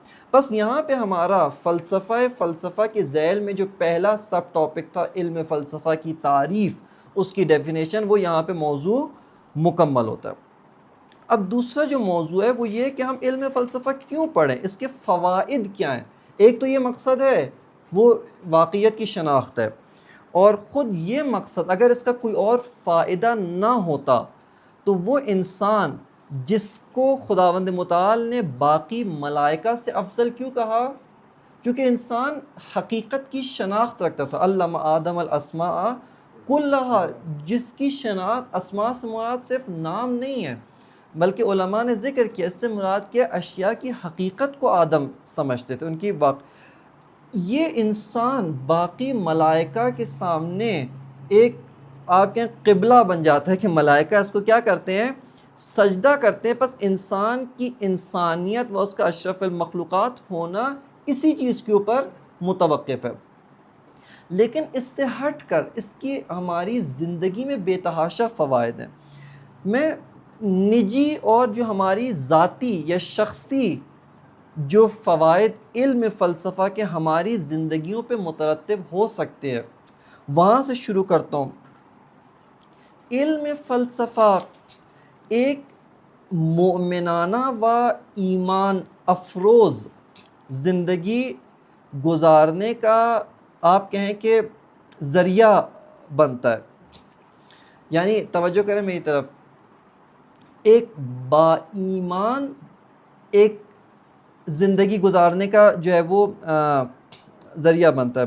اس کے اوپر یہاں پہ میں نے بہت سارے اور بھی وہ ہیں بزرگان، میں سب کو چھوڑ کر رہبر معظم میں انقلاب جو شہید ہوئے ان کا کلام، اور ان کے اندر یعنی خود رہبر معظم ایک جیسے علامہ طباطبائی ایک فیلسوف ہیں، امام خمینی فیلسوف تھے. رہبر معظم اس سطح کے، دیکھیں فیلسوف کا مطلب کیا ہے؟ جو علم فلسفہ میں صاحب نظر ہو، ایک اوپینین رکھتا ہے. ایک جیسے آپ کہتے ہیں سائنٹسٹ میں اور علم فزکس کے اسٹوڈنٹ میں فرق ہوتا ہے. آپ میں سے بہت ساروں میں سے میں نے بھی فزکس پڑھی ہے کچھ حد تک، ٹھیک ہے، لیکن میں سائنٹسٹ نہیں کہلاتا. جو علم فزکس میں صاحب رائے ہو، صاحب نظر ہو، اس کو کیا کہتے ہیں آپ؟ سائنٹسٹ کہتے ہیں. صحیح ہے نا؟ ایک اوپینین رکھتا ہے، جو بھی بات کرتا ہے چاہے اپنے سے پہلے والوں کی بات کو قبول کرے یا ان کی بات کو رد کرے، ایک دلیل، ایک آرگیومنٹ، ایک وجہ سے کیا کرتا ہے؟ ایک دلیل کی بنیاد پہ یا قبول کرتا ہے یا رد کرتا ہے، تقلید کی بنیاد پہ اس کو قبول نہیں کرتا.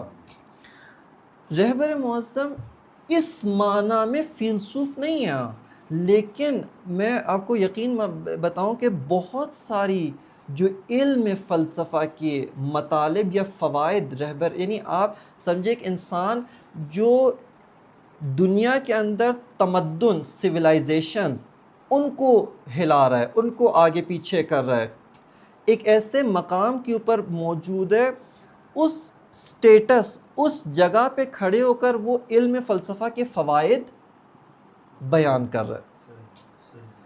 اس وجہ سے ہمارا میرے نزدیک دوسرے بزرگان، مثلا میں شہید مطہری کا بھی کلام لا سکتا تھا، میں دیگر فلاسفہ ہیں، لیکن چونکہ اس بحث کو لمبا نہیں کرنا تھا کہ ہم اگلے موضوعات میں، لہٰذا میں نے کہا جامع شخصیت رہبر معظم کی ہے، ایک علمی و عملی، ایک انفرادی و اجتماعی، اور اس سے بڑھ کر ایک تمدنی شخصیت۔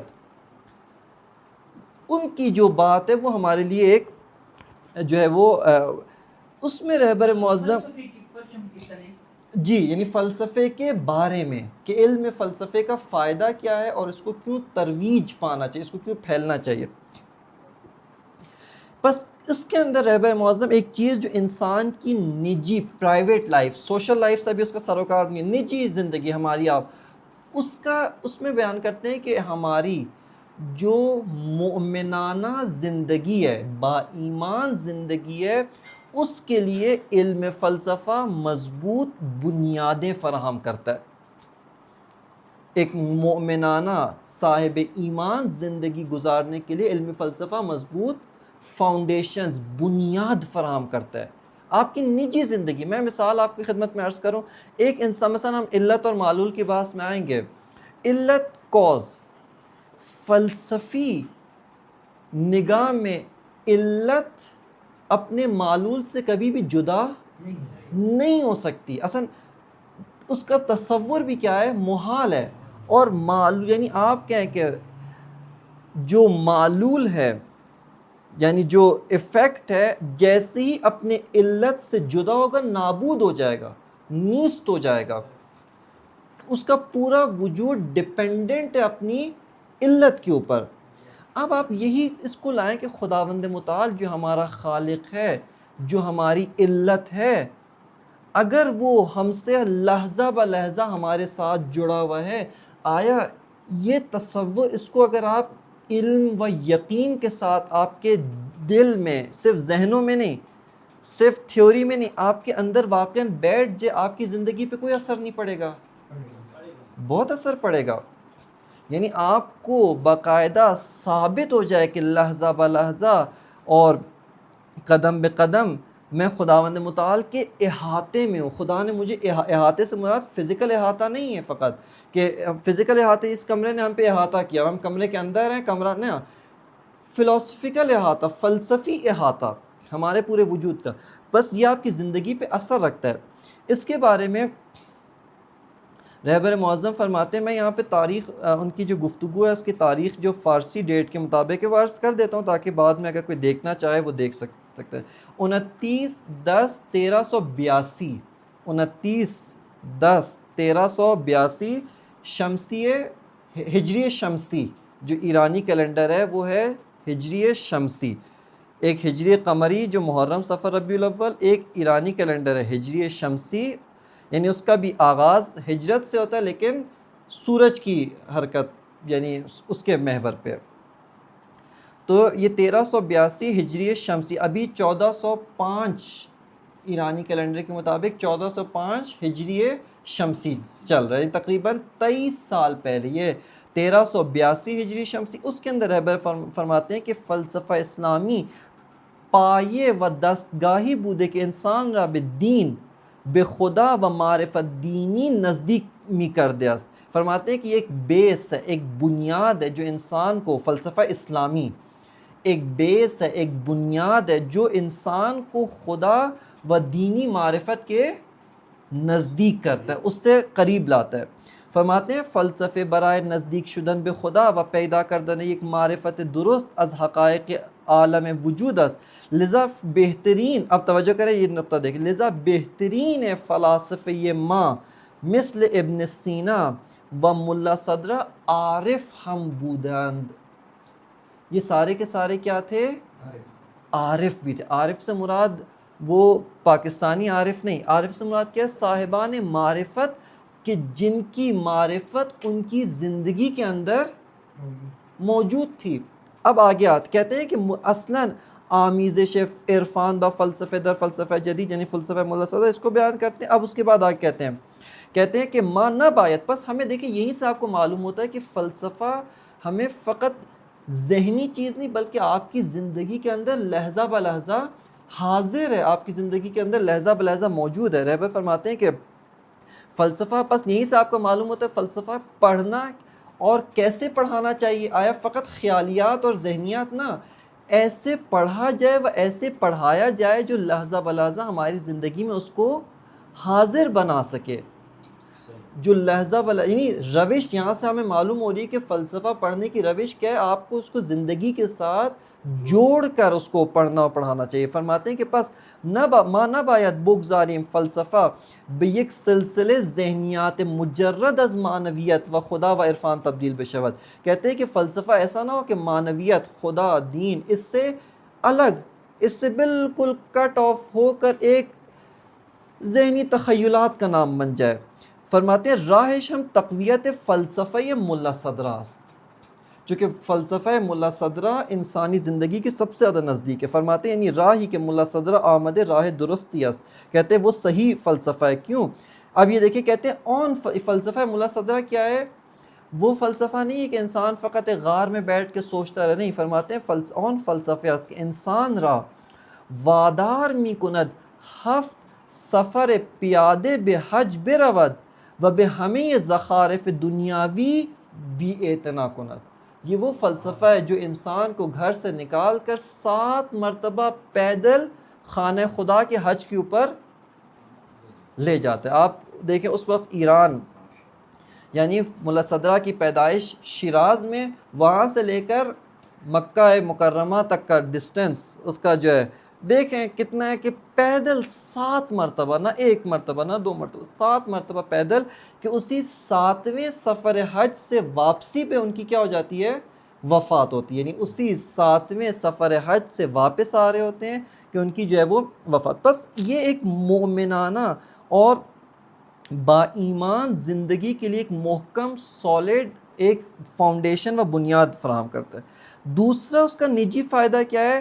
توہمات کا مقابلہ. ہمارے معاشرے پاکستانی اور پاکستان سے ہٹ کے بر صغیر کا، اور صرف بر صغیر میں نہیں حتیٰ اور بھی معاشروں کے اندر ہے، حتیٰ یہاں تک کہ ایک دوست ہمارے بتا رہے تھے یورپ میں آتے، کہتے ہیں کہ یہاں پر بھی بہت زیادہ سپرسٹیشیس توہمات، خرافات. لیکن ان کی خرافات اور ان کے جو توہمات ہیں وہ چونکہ ایک مقدس اور ایک اچھے لباس میں ہوتے، اس کو ہم خرافات نہیں کہتے، اس کو خرافات کا رنگ نہیں دیا جاتا. لیکن اس کا مقابلہ کرنا، ان توہمات سے نکلنا ہے، ان توہمات سے بچنا ہے، کیا طریقہ ہے؟ طریقہ یہ کہ انسان اپنی جو عقلانی سطح ہے اس کو رشد دے، اس کو پرورش عطا کرے. خود بخود توہمات بیٹھ جائیں گے، خود بخود توہمات جو ہے وہ ہو جائیں. مثال کے طور پہ ایک ہمارے استاد بیان کرتے کہتے کہ ایک بندہ تھا قوم میں، یعنی یہ صرف اسی حوالے سے کہتے ہیں، اس نے مجھ سے رابطہ کیا، فلسفہ جن کی خدمت میں کچھ سال شرف تلمذ حاصل ہوا. وہ کہتے کہ اس نے رابطہ کیا اپنے بھائی کے بارے میں، کہا اس کو عجیب و غریب چیزیں نظر آتی ہیں، حقیقت کچھ بھی نہیں ہوتا تو نظر آتی ہیں. مثال کے طور پہ کچھ کہتا ہے آوازیں سنائی دے رہی ہیں، مثلا فرشتے مجھ سے باتیں کر رہے ہیں، جنات میں. کہا کہ کوئی راہ حل بتائیں. کہا کہ بہت ساروں کے پاس گئے، نفسیاتی علاج بھی کرایا، لیکن بالآخر ٹھیک. انہوں نے کہا کہ آپ اس کو ایک کورس کیا کریں، حکمت مطالعہ کا کروائیں، پڑھائیں. واقعاً کہتے ہیں کہ جب آہستہ آہستہ اس کی، چونکہ یہ انسانی، چونکہ ابھی تو ہمارے کورس میں فرصت نہیں، انسانی جو وجود ہے اس کے مختلف پہلو ہیں، ان میں سے ایک پہلو کیا ہے؟ توہم. اس توہم کو خدا نے خاص ہدف کے لیے رکھا ہے، لیکن جب وہ اپنی لمٹ کراس کر کے آگے بڑھ جاتا ہے، وہ عقل کی اور عقل و شعور کی جو حدود ہیں اس میں کیا کرنے لگتا ہے؟ دخالت کرنے لگتا ہے. اگر اس کا طریقہ کیا ہے؟ اس کا طریقہ یہ ہے کہ آپ جو ہے وہ عقل و شعور کو جب مضبوط کریں گے، قوی کریں گے، وہ توہم خود بخود کیا ہو جائے گا، اپنی جگہ پر بیٹھ جائے گا، وہ توہمات دور ہو جائیں گے۔ اسی طرح تعصبات، اندھے تعصبات، اندھے تقلید، خرافات، تعصبات، خام خواہ میں ان کا مقابلہ کرنا، یہ بھی علم فلسفہ کرتا ہے۔ چوتھی جو اس کا نجی فائدہ ہے، پس پہلا فائدہ با ایمان زندگی، توہمات کا مقابلہ، تعصبات کا مقابلہ، چوتھا فائدہ کیا ہے، با امید عطا کرنا، یعنی یہ وہ علم ہے جو امید بخش علم ہے، امید عطا کرتا ہے۔ آپ کو معلوم ہوتا ہے کہ یار ابھی جو میں زندگی گزار رہا ہوں، یہ کل جب آپ کو ہستی کا جغرافیہ ابھی ہم اپنی نجی زندگی و نجی مشکلات کے جغرافیے کے اندر زندگی گزار رہے ہیں۔ میری مشکلات مالی مشکلات ہیں، مثلا خدا نخواستہ خدا سب کو سلامتی دے، بعض کی جسمانی مشکلات ہیں، جسمانی امراض کا شکار ہو جاتے ہیں۔ اسی طرح مثال کے طور پہ گھریلو بعض کی مشکلات ہوں گی، دیگر جاب کی، دیگر بے تحاشا۔ خب انسان کیا لگتا ہے یار مجھ سے، یعنی میری کل زندگی بس انہی میں ہے۔ لیکن ایک دفعہ جب آپ کو معلوم ہو کہ ہستی کا و واقعیت کا جغرافیہ کتنا عظیم ہے، بے نہایت ہستی ہے، ان لمیٹڈ ایگزسٹنس ہے، یہاں پہ انسان کے اندر امید پیدا ہوتی ہے، مستقبل کی نسبت، آئندہ کی نسبت امید۔ اور اس کے بہت سارے ہمارے پاس عینی شواہدین موجود ہیں۔ کرونا کے زمانے کے اندر جب، یعنی ایک ایسا زمانہ جہاں پر آپ سمجھے جو کرونا کا شکار ہو جائے وہ فوراً ہی امید کیا کر دیتا تھا، ہاتھ دھو بیٹھتا تھا امید سے، یعنی اس کو نا امیدی، مایوسی کی اس میں چلا جاتا تھا کہ بس اب تو میرے بچنے کا کوئی امکان نہیں۔ پھر اس کے بعد جو اس کے ساتھ سلوک رکھا جاتا تھا، یعنی وہ جو انفرادی قیدیوں سے بھی سنگین جو ہے نا، نہ کوئی انسان اس کے پاس جا سکتا، بالآخر احتیاطی تدابیر کی خاطر۔ خب اس کے اندر بہت سارے افراد جو امید سے ہاتھ دھو بیٹھے، ایک پورا خاندان تھا، یہ کیس یعنی باقاعدہ جو کرونا کے مرض میں مبتلا ہوئے، پورا خاندان امید سے ہاتھ دھو بیٹھا۔ ان کے لیے تجویز کیا گیا کہ آپ ایک مختصر ایک شارٹ کورس علم فلسفہ کو پڑھ۔ ان کے اندر واقعاً زندگی گزارنے کی امید پیدا ہوئی، اور وہ پورا خاندان، دیکھیں بعض اوقات جسمانی مرض سے زیادہ انسان کی نا امیدی ہوتی ہے جو اس کو مفلوج کر دیتی ہے، اور امید کا ہونا وہ انسان کو دوبارہ اٹھا کر اس جد و جہد کے دھارے میں واپس لے آتا ہے۔ پس مستقبل کی نسبت امید کی کرن پیدا کرنا، سطح فکری کو اوپر لے کے آنا۔ ہمارے معاشرے کے اکثر مسائل اسی نجی سطح فکری، ہم اپنی مثال کے طور پہ آج کل ہماری سوسائٹی کی پرابلمز کیا ہیں، فلاں ایسا ممکن ہے ایک انسان کی ساری ضروریات پوری ہو رہی ہوں، پیٹ اس کا بھرا ہوا ہے، رہنے کے لیے گھر ہے، چاہے کرائے کیسا ہے، لیکن بالآخر آپ کی آمدنی اتنی تو ہے کہ آپ کرائے کے گھر میں رہ رہے ہیں، آپ یعنی باعزت ایک زندگی گزار رہے ہیں۔ آپ کے ایک اچھا خداوند متعال نے آپ کو مثال کے طور پہ زوجہ کی نعمت دی ہے، آپ کو ایک وسیلہ دیا ہوا ہے، آپ آ جا سکتے ہیں، اولاد دی ہے۔ خب لیکن اس کے باوجود ہماری سطح فکری کیا ہے، آپس کی رقابتیں، مقابلہ، فلانے کے پاس یہ، میرے پاس یہ نہیں ہے، فلانے کے پاس۔ خب یہ کس چیز کی علامت ہے؟ یہ اس چیز کی علامت ہے کہ ہم ایک غیر عقلانی زندگی گزار رہے ہیں، ہم عقلانی زندگی نہیں یا مثال کے طور پہ ایک سادہ سی مثال، امید ہے کہ خدا اگر آپ اس مشکل میں ہیں تو خدا اس مشکل سے نجات دے۔ یہ اکثر مثلا گھریلو جو خواتین ہوتی ہیں بالخصوص، یعنی حتیٰ مثلا میں آپ کی خدمت میں عرض کروں، خواتین کے لیے علم انتہائی نجات بخش ہے،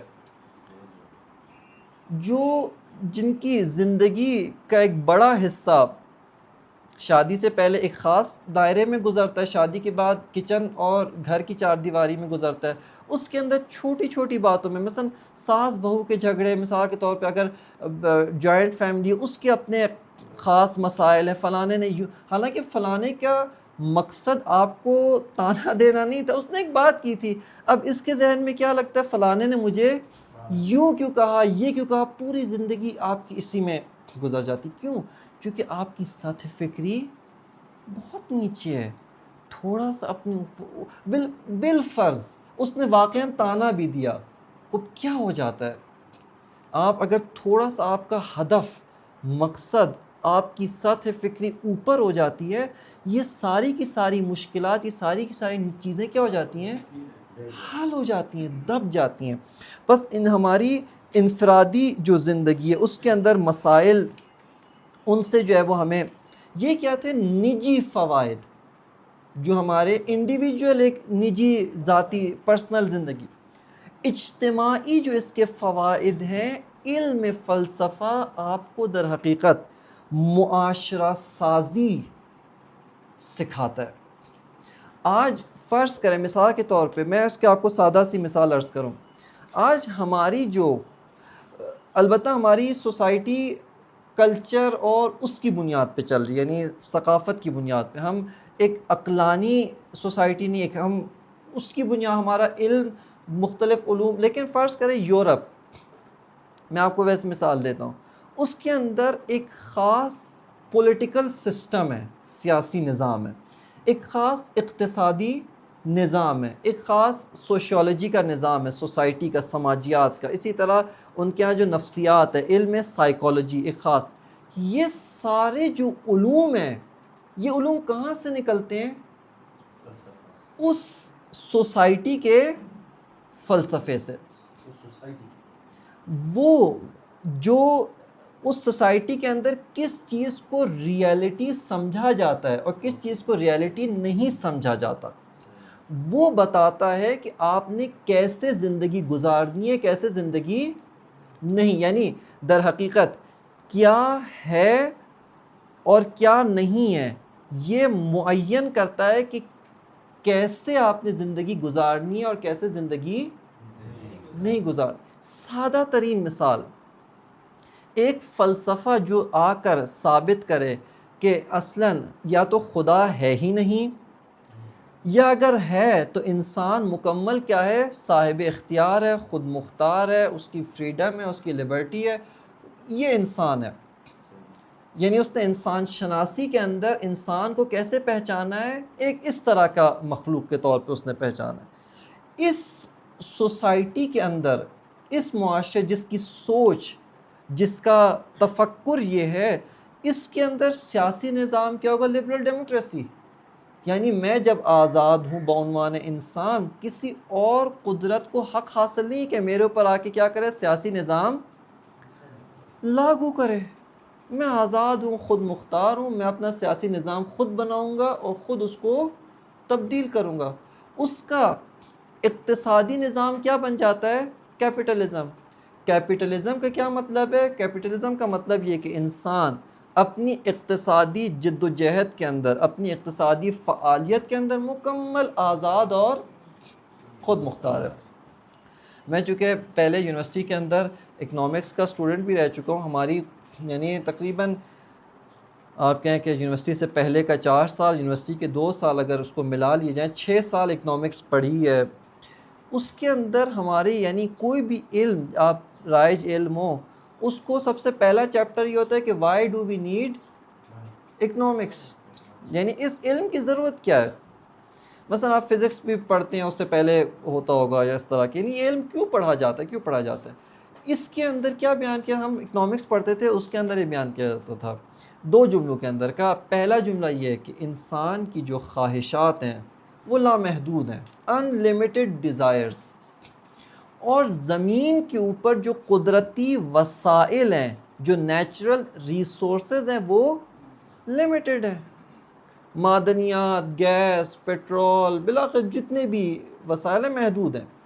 اکنامکس کیا کرتا ہے؟ اکنامکس یہ کرتا ہے کہ ان محدود وسائل کو آپ اس طریقے سے آپٹیمائز کریں، اس طریقے سے آپ اس کو مینیج کریں کہ میکسیمم خواہشات، میکسیمم ڈیزائرز کو فلفل کیا جا سکے. یہ کون سا علم ہے؟ علم. اب یہ جو علم اقتصاد ہے، یہ کس فلسفے سے پیدا ہوا ہے؟ جس فلسفے کے اندر انسان ایک جسم ہے، اس جسم کی فقط اور فقط خواہشات ہیں. اس کا مقصد ان خواہشات کو پورا کرنا ہے، اس سے آگے اس کا کوئی مقصد نہیں ہے. اور چونکہ اس کا مقصد خواہشات کو پورا کرنا ہے، علم اقتصاد ان خواہشات کو پورا کرنے کا نام ہے یا راستہ ہے. لیکن آیا میں آپ سے سوال پوچھتا ہوں کہ اقتصاد اسلامی بھی یہی ہوگا؟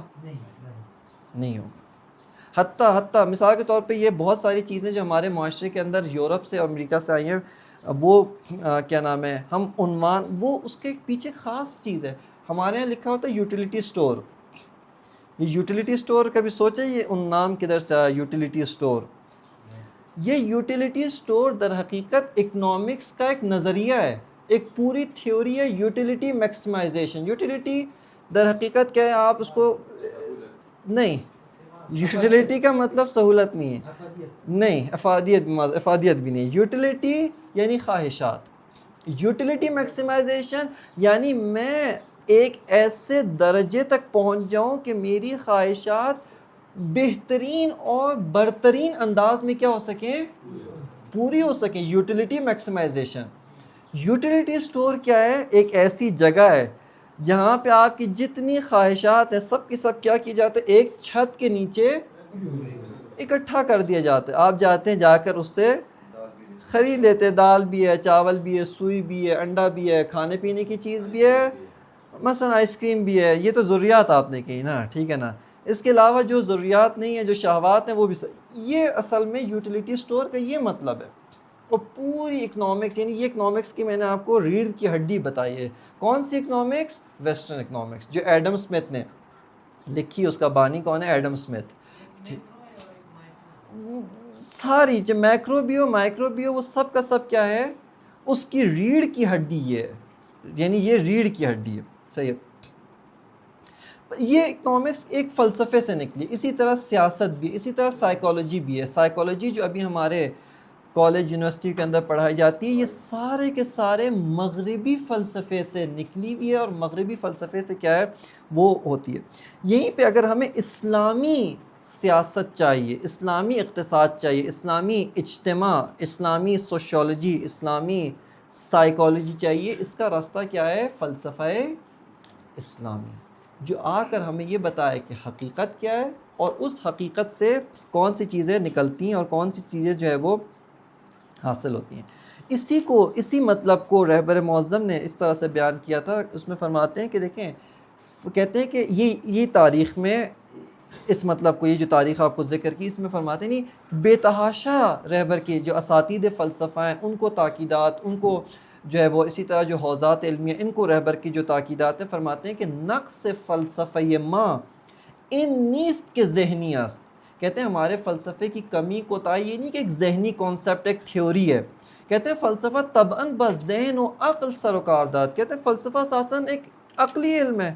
مثال کے طور پہ آپ فزکس کی تھیوری کو عقل سے نہیں سمجھتے، مگر کیا آپ اس کو سمجھتے ہیں، تھیوری کو، آپ نظریے کو تو عقل سے ہی سمجھاتا ہے نا، ذہن سے ہی سمجھاتا ہے.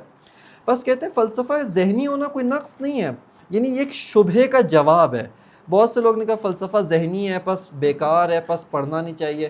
در حقیقت اس شبہے کو جواب دے رہے کہ نقص فلسفہ ما انیس کے ذہنی است. بس پھر ہمارے فلسفے کی کمی کیا ہے، نقص کیا ہے؟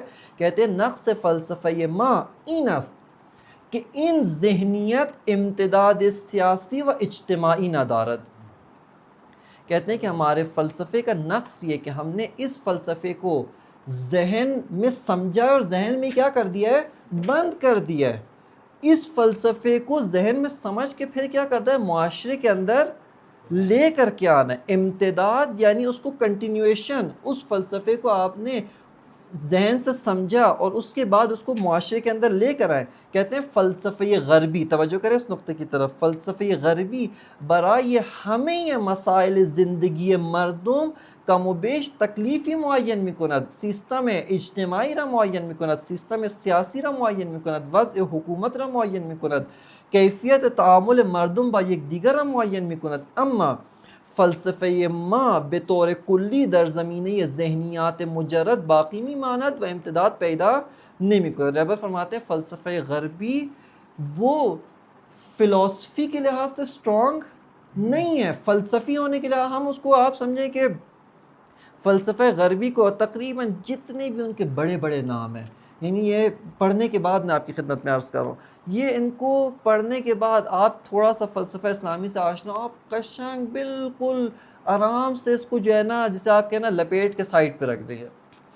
جو وہاں پہ بڑا نام سمجھا اصلاً یعنی لگے گا یار یہ بچگانہ باتیں ہیں یعنی، لیکن چونکہ اس کے اوپر انگلش میں لکھی گئیں اور اس کو بیان کرنے والے کوٹ پینٹ اور ٹائی لگا کے انہوں نے بیان کیا، ہم سمجھتے کوئی بہت بڑی چیز ہے نا، بالکل بچگانہ بات. لیکن اسی بچگانہ بات کو انہوں نے کیا کیا، اپنی سوسائٹی کے اندر نافذ کیا ہے، اس کو سوسائٹی کے اندر لے کر کے آئے.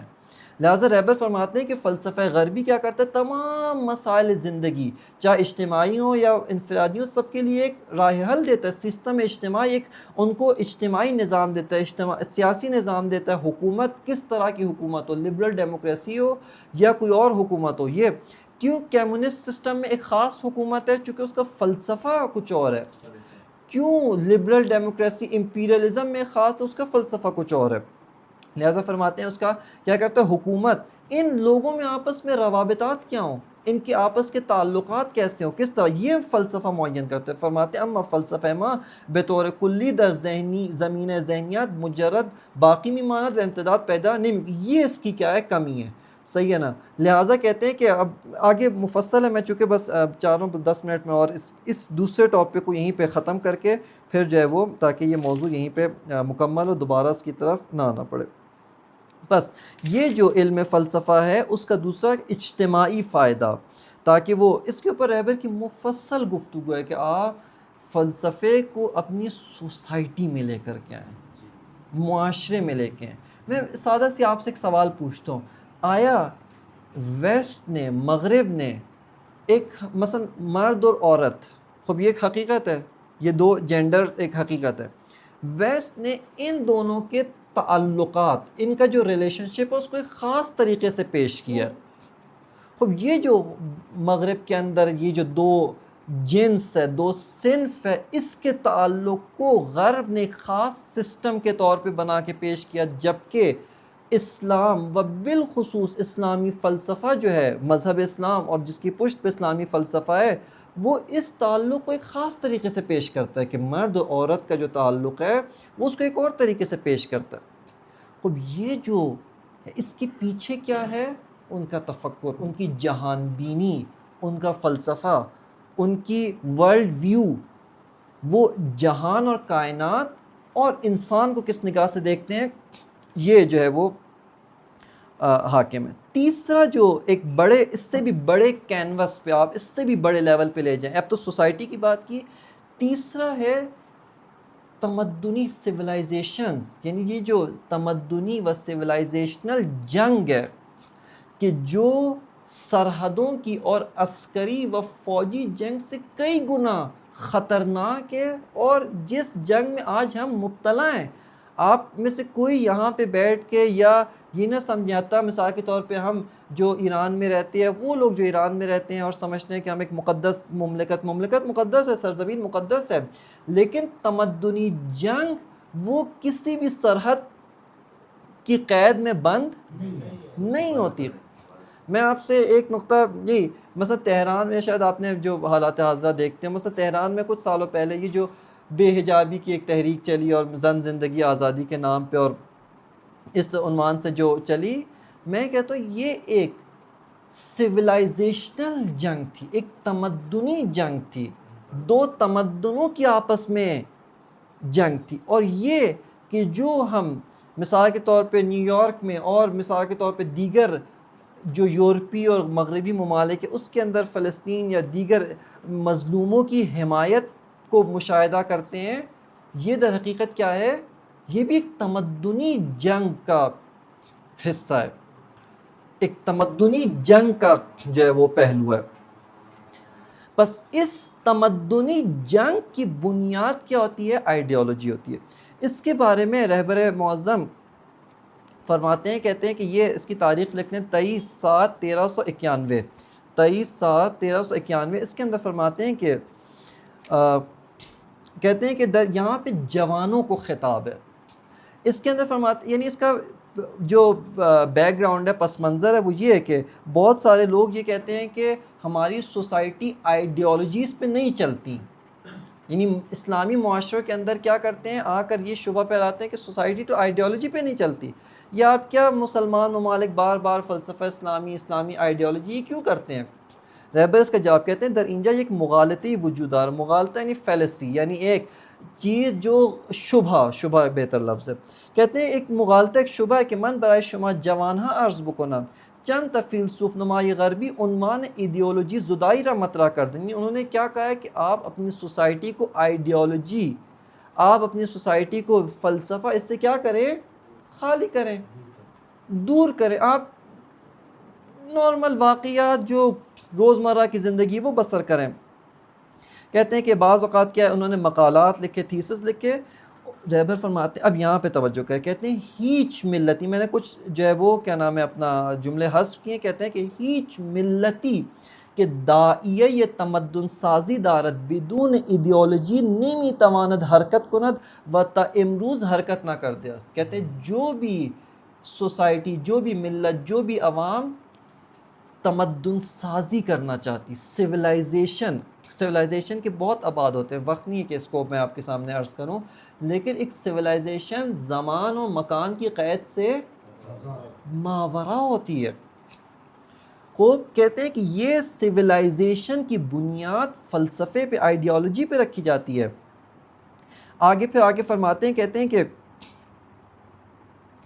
پھر آگے کہتے ہیں یہی جو ہمارے ملکوں میں شبہ کرتے ہیں کہ آئیڈیالوجی کو کم کریں، آئیڈیالوجی کی ڈوز کو کم کریں، کہتے ہیں ہم ہی نہیں کہ امروز شما ملاحظه میکنی در تمدن مادی کے در دنیا تمدن مادی را به وجود آوردن، یہ جنہوں نے ویسٹرن مٹیریلسٹک سویلائزیشن کو وجود میں لایا، اس کی بنیاد رکھی ہے. فرماتے ہیں در دنیا تمدن مادی را به وجود آوردن اینها با ایدئولوژی وارد شدن. یہ کدھر سے انٹر ہوئے؟ آئیڈیالوجی سے انہوں نے شروع کیا. کہتے ہیں سری ہم گفتن، انہوں نے کیا واضح و واشگاف دو ٹوک الفاظ میں کیا بیان کیا، گفتن ما کمیونسٹ ہستیم، ما کاپیتالیسمی، گفتن ما اقتصاد سرمایہ داری اعتقاد داری، مطرح کردن اور اعتقاد ورزیدن دنبالش کیا کردن. پس توجہ کیا آپ نے کہ آئیڈیالوجی یہ بنیاد بنتی ہے کس چیز کے لیے؟ ایک تہذیب، سویلائزیشن، ایک تمدن کے لیے بنیاد بنتی ہے. لہٰذا یہ اور اس آئیڈیالوجی کی بیس کیا ہوتی ہے؟ فلسفہ ہوتا ہے. اس آئیڈیالوجی کی جو بیس ہے، اس آئیڈیالوجی کا جو بس یہ جو ہے کیا نام ہے، اس تمدنی جنگ کے اندر فلسفے کا کیا کردار ہے. اسی میں آپ آخری جو ایک نقطہ آپ لکھ لیں یا نوٹ کر لیں، آج خوب واضح طور پہ ہمارے اسلامی معاشروں کے اندر مثلا ایک کانٹ، ایک نام مثال کے طور پہ، یا مثال کے طور پہ ہیگل یا ڈیکارٹ، یا مثال کے طور پہ اسپینوزا، یہ غربی نا، یہ کیوں بڑھا چڑھا کے پیش کیے جاتے ہیں؟ یہ کیا ہے؟ یہ تمدنی جنگ کا ایک حصہ ہے. کیا مطلب؟ یعنی یہ کہ ہماری جو مغربی فلسفہ ہے اس کو ڈومینیٹ کر کے، اس کو غلبہ دے کر، اس کو غالب کر کے پیش کرنا. اور جبکہ دوسری طرف سے، یعنی اس کے اوپر بھی بات میں چھوڑ رہا ہوں، یعنی بس ہماری یونیورسٹی، یعنی یہ تمدنی جنگ کا ایک حصہ ہے. اور یہاں پر کون بچ سکتا ہے؟ جو انسان فلسفہ اسلامی کے اندر ایک فہم رکھتا ہے.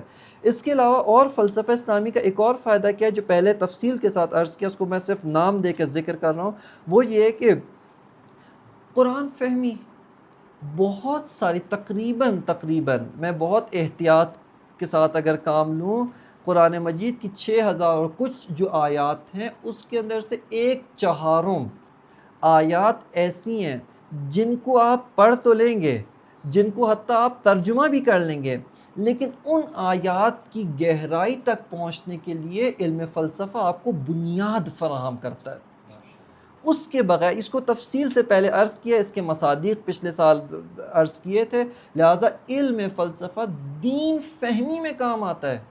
دین فہمی کے لیے آپ کو ایک اپنا اس کا رول ہے. جیسے آپ علم فقہ کے بغیر قرآن مجید کی فقہی آیات نہیں سمجھ سکتے. دیگر علم تاریخ، قرآن کی وہ آیات جو واقعات اور تاریخ، اس کے لیے علم تاریخ. اسی طرح قرآن کی فلسفیانہ آیات کو سمجھنے کے لیے علم فلسفہ، اور بالخصوص فلسفہ اسلامی، ہر فلسفہ نہیں، فلسفہ اسلامی یہ بنیاد فراہم کرتا ہے. 5واں اور آخری جو فائدہ میں نے یہاں لکھا ہے اور اس کے اوپر میں بحث تمام کروں گا، اور وہ یہ ہے کہ فلسفہ غرب کے مقابلے میں جو شبہات کی یلغار ہے، شبہات، الحاد، اس کا جو تہاجم ہے اس کے مقابلے میں جو آپ کہیں کہ ایک محکم صد، ایک محکم جو رکاوٹ کھڑی کرتا ہے وہی فلسفہ اسلامی ہے. آ کر چونکہ دیکھیے شبہے کا جواب ایمان سے نہیں دے سکتے آپ. ایک بندہ کیا ہے کہ مثال کے طور پہ فزکس اور فلاں، اور مثال کے طور پہ ٹائم اینڈ اسپیس کے مطابق جو ہے وہ کائنات اتنے بنی، بگ بینگ اتنے میں ہوا، فلاں ہوا. آپ کا کریٹر کدھر ہے؟ آپ کا خدا آیا اسی ٹائم اور اسپیس کے اندر ہے تو مادی ہو گیا، وہ تو مٹیریلسٹک ہو گیا، پھر وہ تو کریٹر نہ ہوا، کریشن ہو جائے گا. اگر اس ٹائم اور اسپیس سے باہر ہے تو ٹائم اور اسپیس سے باہر تو کوئی چیز ہی ایگزسٹ نہیں کر. اس شعبے کا جواب آپ اس سے تو نہیں دے سکتے کہ یار خدا پر ایمان رکھو، کیوں؟ چونکہ خدا نے کہا ہے کہ مثلا مجھ پہ ایمان لاؤ. یہ تو شعبے کا جواب نہیں ہے. بعض ہمارے علماء و بزرگان اس طریقے سے جواب دیتے ہیں. یہاں پہ آئے کوئی آ کر عقلی بنیادوں پہ اس شبہات کا جواب دے کر اس کو رد کرے. یہ علم فلسفے کا ایک یہاں پر دو موضوع جو فلسفہ کے ذیل میں رہ گئے، انشاءاللہ تعالی خداوند متعال کی توفیق سے انشاءاللہ کل اس کو آپ کی خدمت میں عرض کریں گے. وصلی اللہ علی سیدنا و نبینا محمد و آلہ الطیبین الطاہرین.